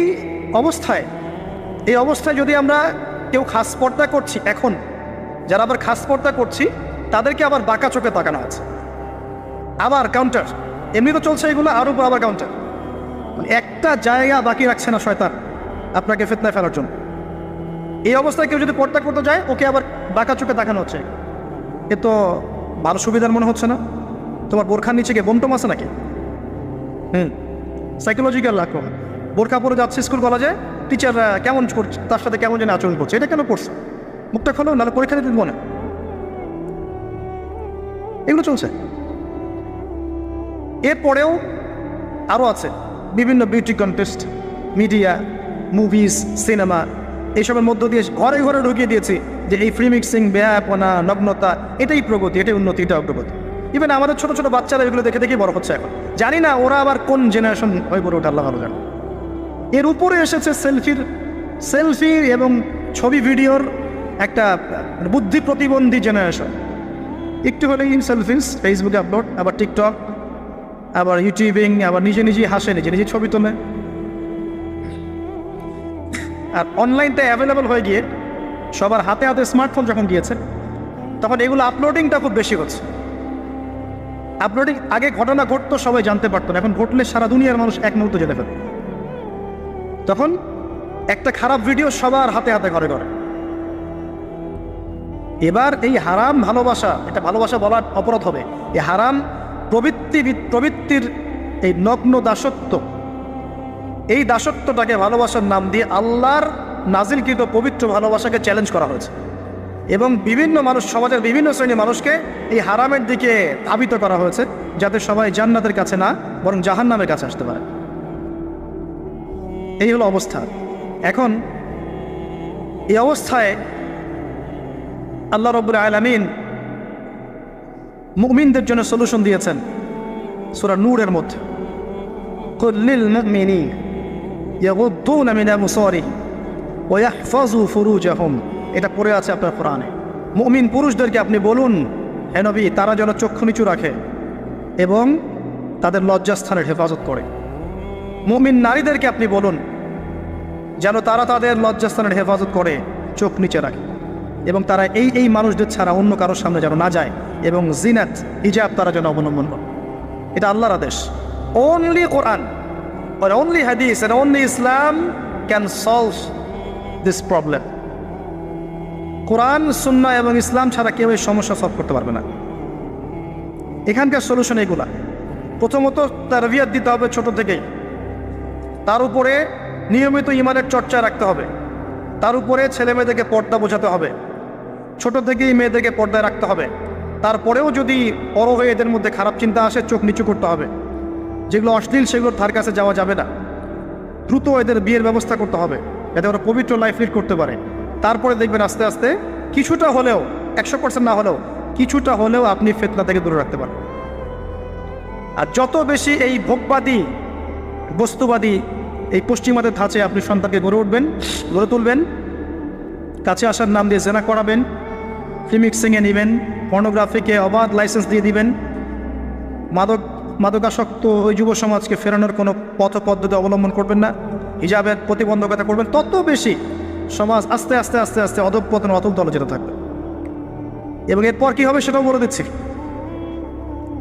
এটাও হাদিস থেকেই বলছি। সেটা হচ্ছে এরপরে বাড়বে সমকামিতা। কী বাড়বে? অশ্লীলতা সয়লাভ হতে হতে হতে হতে এমন একটা পর্যায়ে যাবে, বেশিরভাগ মানুষই যাবে আল্লাহর বান্দারা বাদ দিয়ে, যখন দেখবেন মেয়েদের প্রতি আসক্তি কমে যাবে ছেলেদের একটা পর্যায়ে গিয়ে, এবং ছেলের সাথে জেনা করা শুরু করবে, যেটা শুরু হয়ে গেছে বিগত 20-30-40 বছর থেকে দেশেও, এবং সমকামীদের সংগঠন পর্যন্ত আছে দেশে। এটাও রিপোর্ট, আপনি সেকুলার মিডিয়া ঘেটে দেখেন, বছরের একদিন তারা আবার একত্রিত হয় একটা হোটেলে, সেখানে ওদের মতো করে এনজয় করে। কওমে লূত নবী সাল্লাল্লাহু আলাইহি ওয়াসাল্লাম বলেছিলেন, আমি ভয় পাই আমার উম্মতের মধ্যে কয়েকটা জিনিস। একটা হচ্ছে গোপন শিরক, একটা হচ্ছে আমার উম্মত মূর্তি পূজা করবে, আর একটা হচ্ছে আমার উম্মতের মধ্যে সমকামিতা ছড়িয়ে পড়বে। আর এই সমকামীদেরকে আল্লাহ পাক জমিনটা তুলে আকাশে পাথর বর্ষণ করে আবার দাবিয়ে দিয়েছিলেন। কওমে লূত এই জর্ডানের ডেড সি, মৃত সাগরের পাশে এরা থাকতো। সেই সম্প্রদায়ের কাছে আল্লাহ পাক লূত আলাইহিস সালামকে পাঠিয়েছিলেন। এত বড় মনের নবী ছিলেন তিনি, সম্প্রদায়ের মানুষকে পাপ থেকে বাঁচানোর জন্য বলছেন যে হাউলাই বানাতিন কুনতুম ফাইলিন, তোমাদের যদি প্রবৃত্তির চাহিদা থেকে থাকে আমার মেয়েদের মধ্য থেকে বিয়ে করে নাও, তাও ভালো থাকো। তারা বলছে, তুমি লূত নিজেকে পবিত্র মনে করতে চাও? তুমি তো জানো যে আমরা কি চাচ্ছি। যখন জিবরাইল এবং মিকাইল আলাইহিস সালাম এসেছেন পুরুষের রূপে, বালকের রূপে, সুদর্শন, তাদেরকে অফার করছে, কথা বুঝতে পারছে না, তাদেরকে অফার করছে। আর লূত আলাইহিস সালাম নিজের মেহমানের সম্মান বাঁচাতে গিয়ে বলছেন, আলাইসা মিনকুম রাজুলুন রশিদ, তোমাদের মধ্যে কি একটা ভালো মানুষ বেঁচে নাই? ওই সমকামিতা ছড়িয়ে পড়েছে এখন আমাদের এখানে।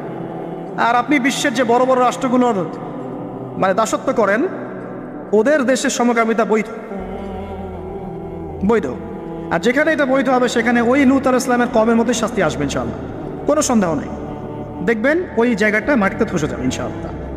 আর এটা হাদিসেও এসেছে যে আমাদের আগে 3টা বড় বড় ভূমিকম্প হবে, একটা পূর্ব দিকে, একটা পশ্চিমে, একটা পৃথিবীর মাঝখানে। আর পশ্চিম বলতে আমি বুঝি পশ্চিম সভ্যতা। এটা ভূমিকম্পে ধসে যাবে ইনশাআল্লাহ আযজা ওয়া জাল্লা। কারণ সুদের মধ্য দিয়ে এরা আল্লাহর সাথে যুদ্ধ করছে, সমকামিতার মধ্য দিয়ে এরা কওমে লূতের মতো আচরণ করছে, সারা বিশ্বে এরা মানুষকে নির্বিচারে হত্যা করছে। এর ফলাফল এরা পাবে, আসবে সময় সামনে। আমাদের পয়েন্ট আজকে এটাই, এই নারী পুরুষের অবাধ এই জিনাটা যদি আপনি ঠেকাতে না পারেন, এক পর্যায়ে সমকামিতায় চলে যাবে, মানুষ পারতে থাকবে এক পর্যায়ে।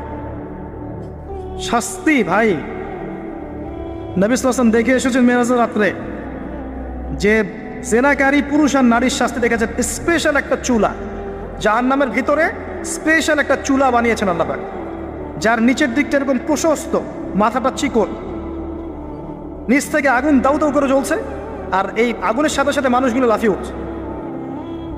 আগুন নিচে নেমে যাচ্ছে, মানুষগুলো নিচে নেমে যাচ্ছে, আবার দাউ দাউ করে আগুন, আবার মানুষগুলো উপরে উঠছে। এটা ওদের শাস্তি দেখেছেন নবী সাল্লাল্লাহু আলাইহি ওয়াসাল্লাম যারা এই উম্মতের জেনা এবং ব্যভিচারে লিপ্ত আছে। আর আপনাকে আমি বলে রাখি, শুধু সেক্সুয়াল সম্পর্কটাই জেনা নয়, বরং ওই যে আপনি কথা বলছেন, ওই যে কফি খাচ্ছেন, হাতে স্পর্শ করছেন, চুল ধরছেন, জড়িয়ে ধরছেন, প্রেমপত্র লিখছেন, সবই জেনা টোটালি। এই প্রতিটা কাজ স্ত্রীর সাথে করলে প্রত্যেকটা কাজের বিনিময়ে নেকি পাবেন আপনি। আর এই প্রতিটা কাজ আপনি ওর সাথে করলে আপনি প্রত্যেকটা কাজের বিনিময়ে জাহান্নামের দিকে যাচ্ছেন। শুধু এভাবে স্পর্শ করা, গায়ের মাহারাম মেয়েকে এভাবে স্পর্শ করা, একটা হাদিসে নবীজি বলেছেন মাথার মধ্যে লোহার পেরেক বসানোর চাইতে বেশি জঘন্য কাজ। মানে একবার করে স্পর্শ করার শাস্তি হচ্ছে মাথায় আল্লাহ পাক লোহার পেরেক বসাবে। আর বিবাহিত, এটা তো বললাম অবিবাহিত জেনারেশন, যাদের মধ্যে আবেগটা বেশি থাকে। আর যারা বিবাহিত দেখবেন ওদের মধ্যেও বিভিন্ন সিরিয়াল দিয়ে, সিনেমা দিয়ে, মুভি দিয়ে, নাটক দিয়ে পরকীয়ার দিকে উস্কানো হচ্ছে। মনে হচ্ছে পরকীয়া একটা স্বাভাবিক বিষয়। আর এখন ম্যাক্সিমাম পরিবারের মধ্যে পরকীয়া ঢুকে গেছে। দেখবেন স্বামী জানেই না স্ত্রী পরকীয়া করছে, স্ত্রীও জানে না স্বামীর কটার সাথে অ্যাফেয়ার। হ্যাঁ, এবং এগুলো করলে কেউ খারাপ বলবে না। আবার এগুলো করলে এবং জেনা করলে কেউ খারাপ বলবে না। খারাপ তখন বলবে যখন আপনি সাহস করে আরেকটা বিয়ে করতে যান। এটা দুনিয়া এখন। আপনি সাহস করে বৈধ একটা বিয়ে করলে মানুষ আপনার দিকে বাঁকা চোখে তাকাবে, চরিত্র খারাপ মনে হয়। কিন্তু বিবাহিত হওয়ার পরেও একটা স্ত্রী নিয়ে আছেন, এদিকে 10টার সাথে পরকীয়া, কোনো সমস্যা নেই। অথবা বিয়ে না করে আপনি 1000টা মেয়ের সাথে জেনা করছেন, বারে যাচ্ছেন, এই পতিতালয়ে যাচ্ছেন, ধনির দুলাল হলে ওখানে গিয়ে আদা খাচ্ছেন, মাদক খাচ্ছেন, সেক্স করে বাসায় ফিরছেন, কোনো সমস্যা নেই। কিন্তু আপনি যদি বলেন বাবা আমার বিয়েটা একটু তাড়াতাড়ি দিন, আমার চাহিদা আছে, আমার বয়স হয়েছে 20-25 হয়ে গেছে, আমাকে বিয়ে দিন। এখন কিসের বয়স তোমার বিয়ে করা? আগে 30-35 হোক, নিজের পায়ে দাঁড়াও আগে। নিজের পায়ে দাঁড়াতে দাঁড়াতেই ও জাহান্নামের পায়ে দাঁড়িয়ে গেছে। এদিকে নিজের মেয়ে মেয়েদের চাহিদা আরও আগে শুরু হয়। এবং তারা তো মুখ ফুটে সব বলতে পারে না, বাট তাদের চাহিদা আমার হচ্ছে বেশি আছে। আপনি যেভাবে একটা মেয়েকে দেখে প্রলুব্ধ হন, একটা মেয়েও আপনাকে দেখে প্রলুব্ধ হয়। তারা বলতে পারে না, ভিতরে ভিতরে পাপ করতে পারে। আর ওদের ব্রেনটাকে ওয়াশ করে দিয়ে, বিভিন্ন সিরিয়াল দিয়ে, বিউটি কন্টেস্ট দিয়ে, নাটক দিয়ে, মুভিজ দিয়ে, পর্নোগ্রাফি দিয়ে, আর ছেলেদের সংস্পর্শ দিয়ে আমরা ওদেরকেও যেন টেনে টেনে আসতে চাই নাই, টেনে হিস্ট্রে যেন কাছে নিয়ে আসছে। আসবি না মানে আয়, এটাই উন্নতি, এটাই অগ্রগতি, এটাই প্রগতি, আয় আসবি না কেন? এভাবে সমাজের কাঠামোটা নষ্ট হয়ে গেছে, পরিবারগুলো ভেঙে যাচ্ছে। আর এরপরে দেখবেন ডিভোর্স, ওই যে বাচ্চা কাচ্চা যেগুলো আছে, এগুলো মা ছাড়া বাপ ছাড়া মানুষ হবে। আর যখন একটা পরিবারের সন্তানরা আদর, ভালোবাসা, মহব্বতের পরিবেশ পাবে না, এরা বড় হয়ে জঙ্গি হবে, এরা বড় হয়ে সদস্য হবে। ওরা বিক্ষিপ্ত মাথার হয়ে ওঠে, মানসিকভাবে একদম টোটালি ফেড আপ। এই হচ্ছে অবস্থা। পরে সমকামিতা বাড়বে, সমকামিতা দিন দিন বাড়ছে। বিশ্বাস করেন, এটা এমন একটা আযাব, আল্লাহ পাক এমন সব রোগ ব্যাধি দিবেন। হাদিস এসেছে, যখন একটা কম অশ্লীলতায় লিপ্ত হয়, হারাম সম্পর্কে লিপ্ত হয়, জেনায় বেশি বেশি লিপ্ত হয়, সমকামিতায় লিপ্ত হয়, ওখানে এমন সব রোগের উদ্ভব হবে যেগুলো আগে ছিল না। আপনি শুধু মাস্ক পরিয়ে কোভিড নিয়ন্ত্রণ করতে পারবেন না, অশ্লীলতা কমাতে হবে সমাজ থেকে। তারপরে আপনি আরো বেটার ফলাফল পাবেন ইনশাআল্লাহ তাআলা, স্থায়ী ফলাফল পাবেন ইনশাআল্লাহ। শুধু বাহ্যিক সবকিছু না, অভ্যন্তরীণ আধ্যাত্মিক অনেক কিছু আছে, এগুলো দেখতে হবে। আল্লাহ নূর দিয়ে আল্লাহ পাক বোঝার তৌফিক দান করুন। সমকামিতার পরে কি হবে সেটাও শুনে রাখেন, এটাও হাদিস থেকে বলছে।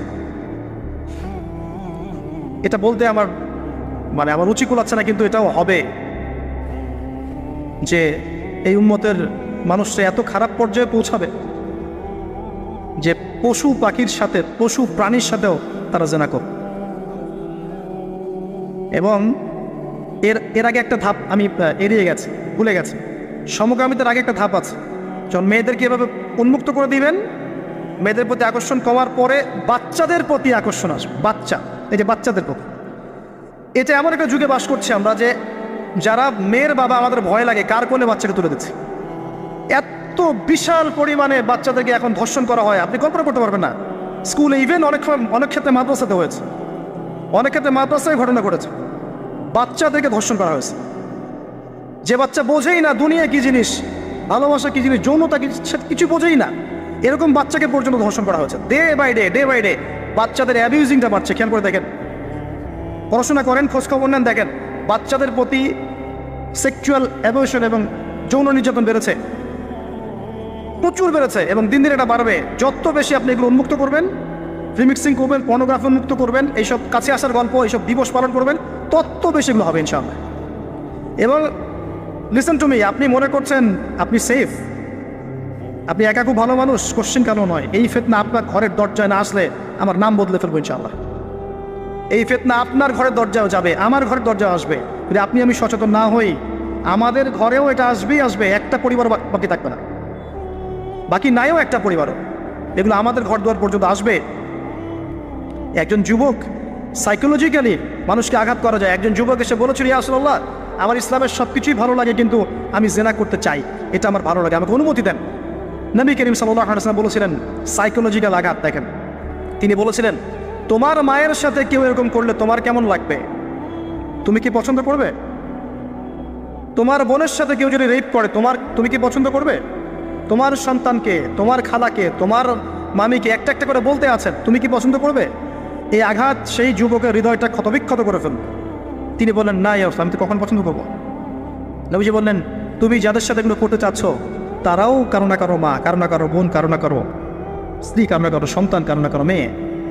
তিনি হাত বুলালেন, হাত বুলিয়ে দোয়া করলেন, আল্লাহ তুমি এই যুবকের হৃদয়টা পবিত্র করে দাও। এরপরে এই যুবক কোনোদিনও কোনো গায়রে মারা মেয়ের দিকে চোখ তুলে তাকায় না। এখন সার কথা হচ্ছে, অ্যাজ এ মুসলিম, যেহেতু এটা খ্রিস্টানদের উৎসব, উইকিপিডিয়ায় ঘেটে দেখেন, এটা খ্রিস্টানদের ধর্মের সাথে সম্পৃক্ত একটা উৎসব। তারা কি করবে, বুদ্ধিস্টরা কি করবে, অন্য ধর্মের মানুষরা কি করবে, সেটা আমাদের দেখার দরকার। কিন্তু অ্যাজ এ মুসলিম ফ্যামিলি, আমরা যেন আমাদের সন্তানদেরকে এই দিনে বাসার থেকে বের হতেও না দেই। এবং এই দিন উপলক্ষে যত পণ্যের ছাড় আসবে কোনো পণ্য কিনবেন না, টোটালি ইকোনমিক্যালি বয়কট করে দিন। কারণ এর পিছনে শুধু জেনা উস্কিয়ে দেওয়াই উদ্দেশ্য ছিল না, উদ্দেশ্য ব্যবসাও ছিল, এর পিছনে ব্যবসা ও বিজনেস উদ্দেশ্য ছিল। আর এদের চরিত্র আল্লাহ পাক উন্মুক্ত করেছেন সূরা নূরের মধ্যে। আল্লাহ বলছেন, শোনেন, লিসেন টু মি, ইন্নাল্লাযীনা ইউহিব্বুনা আন তাশিআল ফাহিশাতু ফিল্লাযীনা আমানু লাহুম আযাবুন আলীম ফিদ দুনিয়া ওয়াল আখিরাহ ওয়াল্লাহু ইয়া'লামু ওয়া আনতুম লা তা'লামুন। নিশ্চয়ই যারা পছন্দ করে, ভালোবাসে, মানে ওরাও ভালোবাসে, নিশ্চয়ই যারা ভালোবাসে যে মুমিনদের মধ্যে অশ্লীলতা, বেহায়াপনা, ফাহিশাত ছড়িয়ে পড়ুক, তাদের জন্য যন্ত্রণাদায়ক শাস্তি আছে এই দুনিয়া এবং পরকালে। আর এরা কারা? ওয়াল্লাহু আ'লামু ওয়া আনতুম লা তা'লামুন। আল্লাহ ভালো জানেন, তোমরা সেটা জানো না। আল্লাহ বলেন, ইয়া আইয়ুহাল্লাযীনা আমানু, হে মুমিনগণ, লা তাত্তাবিউ খুতুওয়াতিশ শাইতান, এই শয়তানদের ইত্তেবা করো না, এই জিনা মানুষ শয়তানদের ইত্তেবা করো না। কারণ যে ব্যক্তি তার ইত্তেবা করবে, ওয়া মান ইয়াত্তাবি' খুতুওয়াতিশ শাইতান ফাইন্নাহু ইয়া'মুরু বিল ফাহশাই ওয়াল মুনকার, যে ব্যক্তি শয়তানের ইত্তেবা করবে, শয়তান তাকে ফাহেশা কাজ এবং মুনকার কাজের দিকে নিয়ে যাবে, ধাবিত করবে। আল্লাহ পাক আরো বলেছেন যে ওয়ালাউলা ফাদলুল্লাহি আলাইকুম, যদি তোমাদের উপরে আল্লাহর রহমত, অনুগ্রহ, ফাদল না থাকতো, ওয়া রাহমাতুহু, তার রহমত না থাকতো, মা যাকা মিনকুম মিন আহাদিন আবাদা, তোমাদের মধ্যে কেউ কোশ্চেন কালেও পবিত্র হতে পারতো না। এটা আল্লাহর অনেক দয়া যে আল্লাহ পাক আমাদের প্রতি দয়া করেছেন, রহম করেছেন, তওবা করে পবিত্র হওয়ার পথ করে দিয়েছেন। আল্লাহ পাক শেষের পরিণতিও বলেছেন যে আল খাবিসাতু লিল খাবিসিন ওয়াল খাবিসুনা লিল খাবিসাত, এই খাবিস ছেলেরা, খাবিস পুরুষরা খাবিস নারীদের জন্য, খাবিস নারীরা খাবিস পুরুষের জন্য, অপবিত্র মেয়েরা অপবিত্র ছেলের জন্য, অপবিত্র ছেলেরা অপবিত্র মেয়েদের জন্য। ওয়াত-তাইয়্যিবাতু লিত-তাইয়্যিবিন ওয়াত-তাইয়্যিবুনা লিত-তাইয়্যিবাত, পবিত্র ছেলেরা পবিত্র মেয়েদের জন্য, আর পবিত্র মেয়েরা পবিত্র ছেলের জন্য। উলাইকা মুবাররাউনা মিম্মা ইয়াকুলুন, এই কি বলবো, অশ্লীলতা ধারক বাহকরা যা বলে তাদের থেকে মুমিনরা অনেক পবিত্র, আলহামদুলিল্লাহ। লাহুম মাগফিরাতুন ওয়া রিজকুন কারীম। গুরুত্বপূর্ণ প্রশ্ন করেছেন, যে প্রশ্নটা করেছেন তাকে ধন্যবাদ জানাই। যে সাম্প্রতিক অর্থনৈতিক স্যাংশন যেটা হচ্ছে, ইনফ্লেশন হচ্ছে, এগুলোতে আসলে আমাদের মতো থার্ড ওয়ার্ল্ডের কান্ট্রিদের কী করণীয় বা ইসলামিক সলিউশন আছে কিনা, খুব চমৎকার প্রশ্ন। তবে এই প্রশ্ন উত্তর দেওয়ার আগে আমি একটু ভয় পাচ্ছি আরও, কারণ আমার মনে আছে একবার আমি একটা লেকচার দিয়েছিলাম যে সমসাময়িক ফিতনাময় বিশ্বে উম্মার করণীয়। আমার কাছে মনে হয়েছিল যে এই কাজগুলো করলে উম্মার ভালো হবে। তো আমাকে বাংলাদেশের এক শাইখ এমন গলায় দিলেন যে তুমি উম্মা নিয়ে কথা বলতে গিয়েছো, তুমি উম্মার কি বুঝো? ওই দিন থেকে আমি আর এই টপিকে লেকচার দেইনি এখন। তো ওই দিন খুব কষ্টও পেয়েছিলাম, তখন মনে হচ্ছিল যে তাহলে উম্মা নিয়ে চিন্তাভাবনা কি শুধু এক শ্রেণীর মানুষই কম, আমাদের কোনো রাইটস নাই উম্মা নিয়ে কথা বলার? কী কী কাজ করলে উম্মার কল্যাণ হবে এটা নিয়ে বলার কোনো অধিকার আমাদের নাই?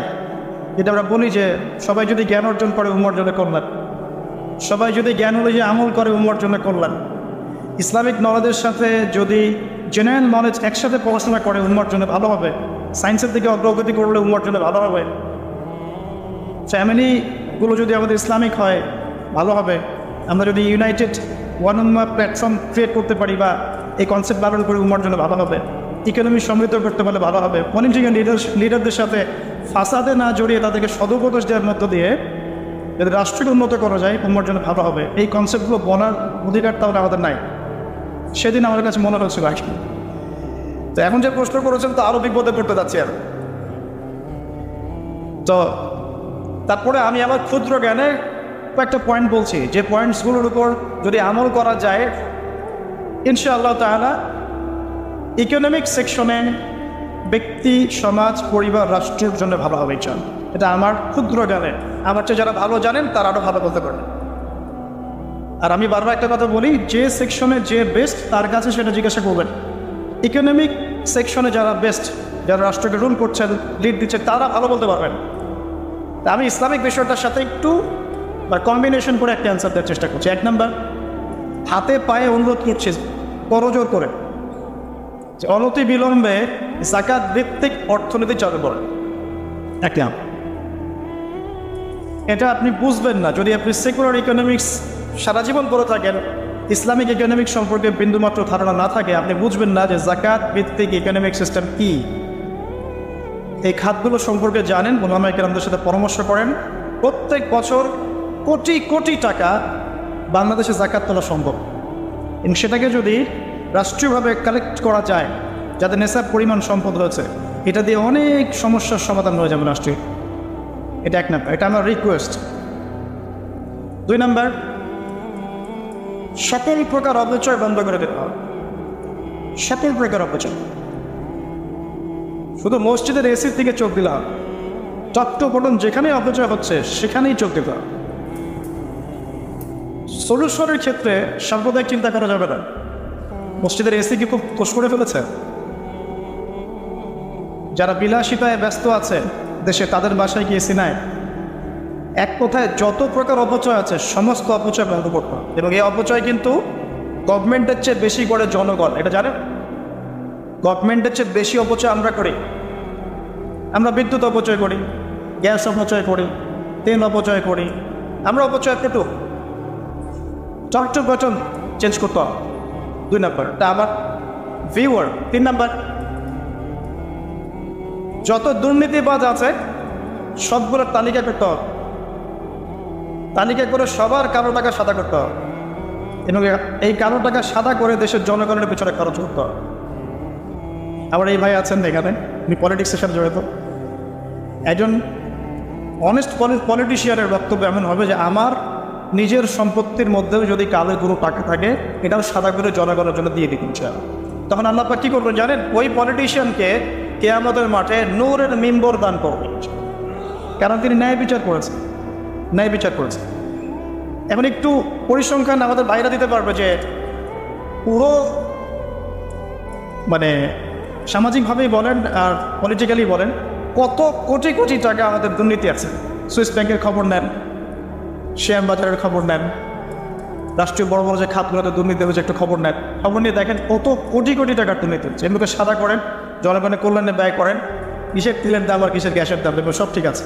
তারপর সাস্টেইনেবল অ্যাসেট বলতে যা বোঝায়, এই ধরনের অ্যাসেটের দিকে ফোকাস করতে হবে। এরকম কৃষিজ যে অ্যাক্টিভিটিসগুলো আছে, কৃষিজ, এদিকে বেশি ফোকাস করতে হবে। আমরা উৎপন্ন করব, নিজেরা চলব। গোল্ড অ্যান্ড সিলভার এগুলোর দিকে বেশি ফোকাস করতে হবে, মার্কিন ডলারের দিকে নয়। বিকজ মার্কিন ডলারও অচিরেই কলাপস করে যাবে, দেখে নিন। আমি কি একদিন বলেছিলাম যে টাকার মান কমে যাবে? এখন বললাম অচিরেই এমন একটা সময় আসবে ইনশাআল্লাহ তাআলা এই মার্কিন ডলারও কলাপস করে যাবে। এখন তো ডলার হচ্ছে হার্ড কারেন্সি আর বাকিগুলো সফট কারেন্সি, মানে ডলারের মধ্যে মনে হয় সোনা লাগানো আছে। আপনি 112 টাকা বা 17 টাকা দিয়ে $1 কিনবেন। কী জন্য কিনবো? কর টাকা এত মান কেন, আমার টাকা এত কম মান কেন? ওই যে পেট্রো ডলার মনিটারি সিস্টেম পড়েন ভালো করে। আপনি যদি এক ব্রিফকেস বাংলাদেশি টাকা নিয়ে গিয়ে এরা কোনো কান্ট্রির লিডারকে বলেন যে আমাকে এই 1 কোটি টাকার তেল দাও, সে দিবে না, সে আপনাকে তেল দিবে না যতক্ষণ না আপনি ওই টাকাটাকে ডলারে কনভার্ট করছেন ততক্ষণ পর্যন্ত। এই হলো পেট্রো এবং ডলার মনিটারি সিস্টেম, যেটা ফের ওয়ার্ল্ডকে শোষণ করছে এখন। এর ফলশ্রুতিতে ডলার হচ্ছে ওয়ার্ল্ডের সুপিরিয়র কারেন্সি, ও যা ইচ্ছা তাই করতে পারে। এই কারণেই তো চায়না এবং রাশিয়া, ব্রাজিল, ইন্ডিয়া, ইরান এরা সবাই মিলে ব্রিক্স তৈরি করেছে, যে যাতে করে ডলারের এগেনস্টে কোনো কারেন্সি লঞ্চ করা যায়। তখন IMF-এর কাছে এত চুক্তি হবে না ওদেরকে। এখন এরা স্বৈরাচারিতা করছে, স্বৈরাচারিতা। মানও কমাচ্ছে, সুদের হারও বাড়াচ্ছে, টাকার মানও কমাচ্ছে, সুদের হারও বাড়াচ্ছে। মানে কি বলবো, যে এটা গলায় দড়ি দিয়ে পেঁচিয়ে, মানে কি আমার আসলে বাজা নাই। দুই দিক থেকেই চাপে ফেলা, টাকার মান কমিয়ে ফেলা, সুদ বাড়িয়ে দেওয়া। আরে সুদ তো আমাদেরকে শোধ করতেই হবে, লোন নিলে সুদ শোধ করতে হবে না? তো গোল্ড অ্যান্ড সিলভারের দিকে ফোকাস করা যায়, কৃষিজের দিকে ফোকাস করা যায়। এবং আমাদের কান্ট্রিতে কিন্তু প্রচুর সম্পদ আছে। এই সম্পদগুলো সুষ্ঠু আরোহণ যদি সম্ভব হয়, ইনশাআল্লাহ আমরা সুপিরিয়র হব ইনশাআল্লাহ। তবে এই কাজটা যতটা সহজে বললাম এত সহজ নয়। এর জন্য আমাদের পক্ষ থেকে গভর্নমেন্টের প্রতি সহযোগিতা থাকতে হবে। শুধু সমালোচনা আর মানে বিদ্রোহ করা সুযোগ পেলেই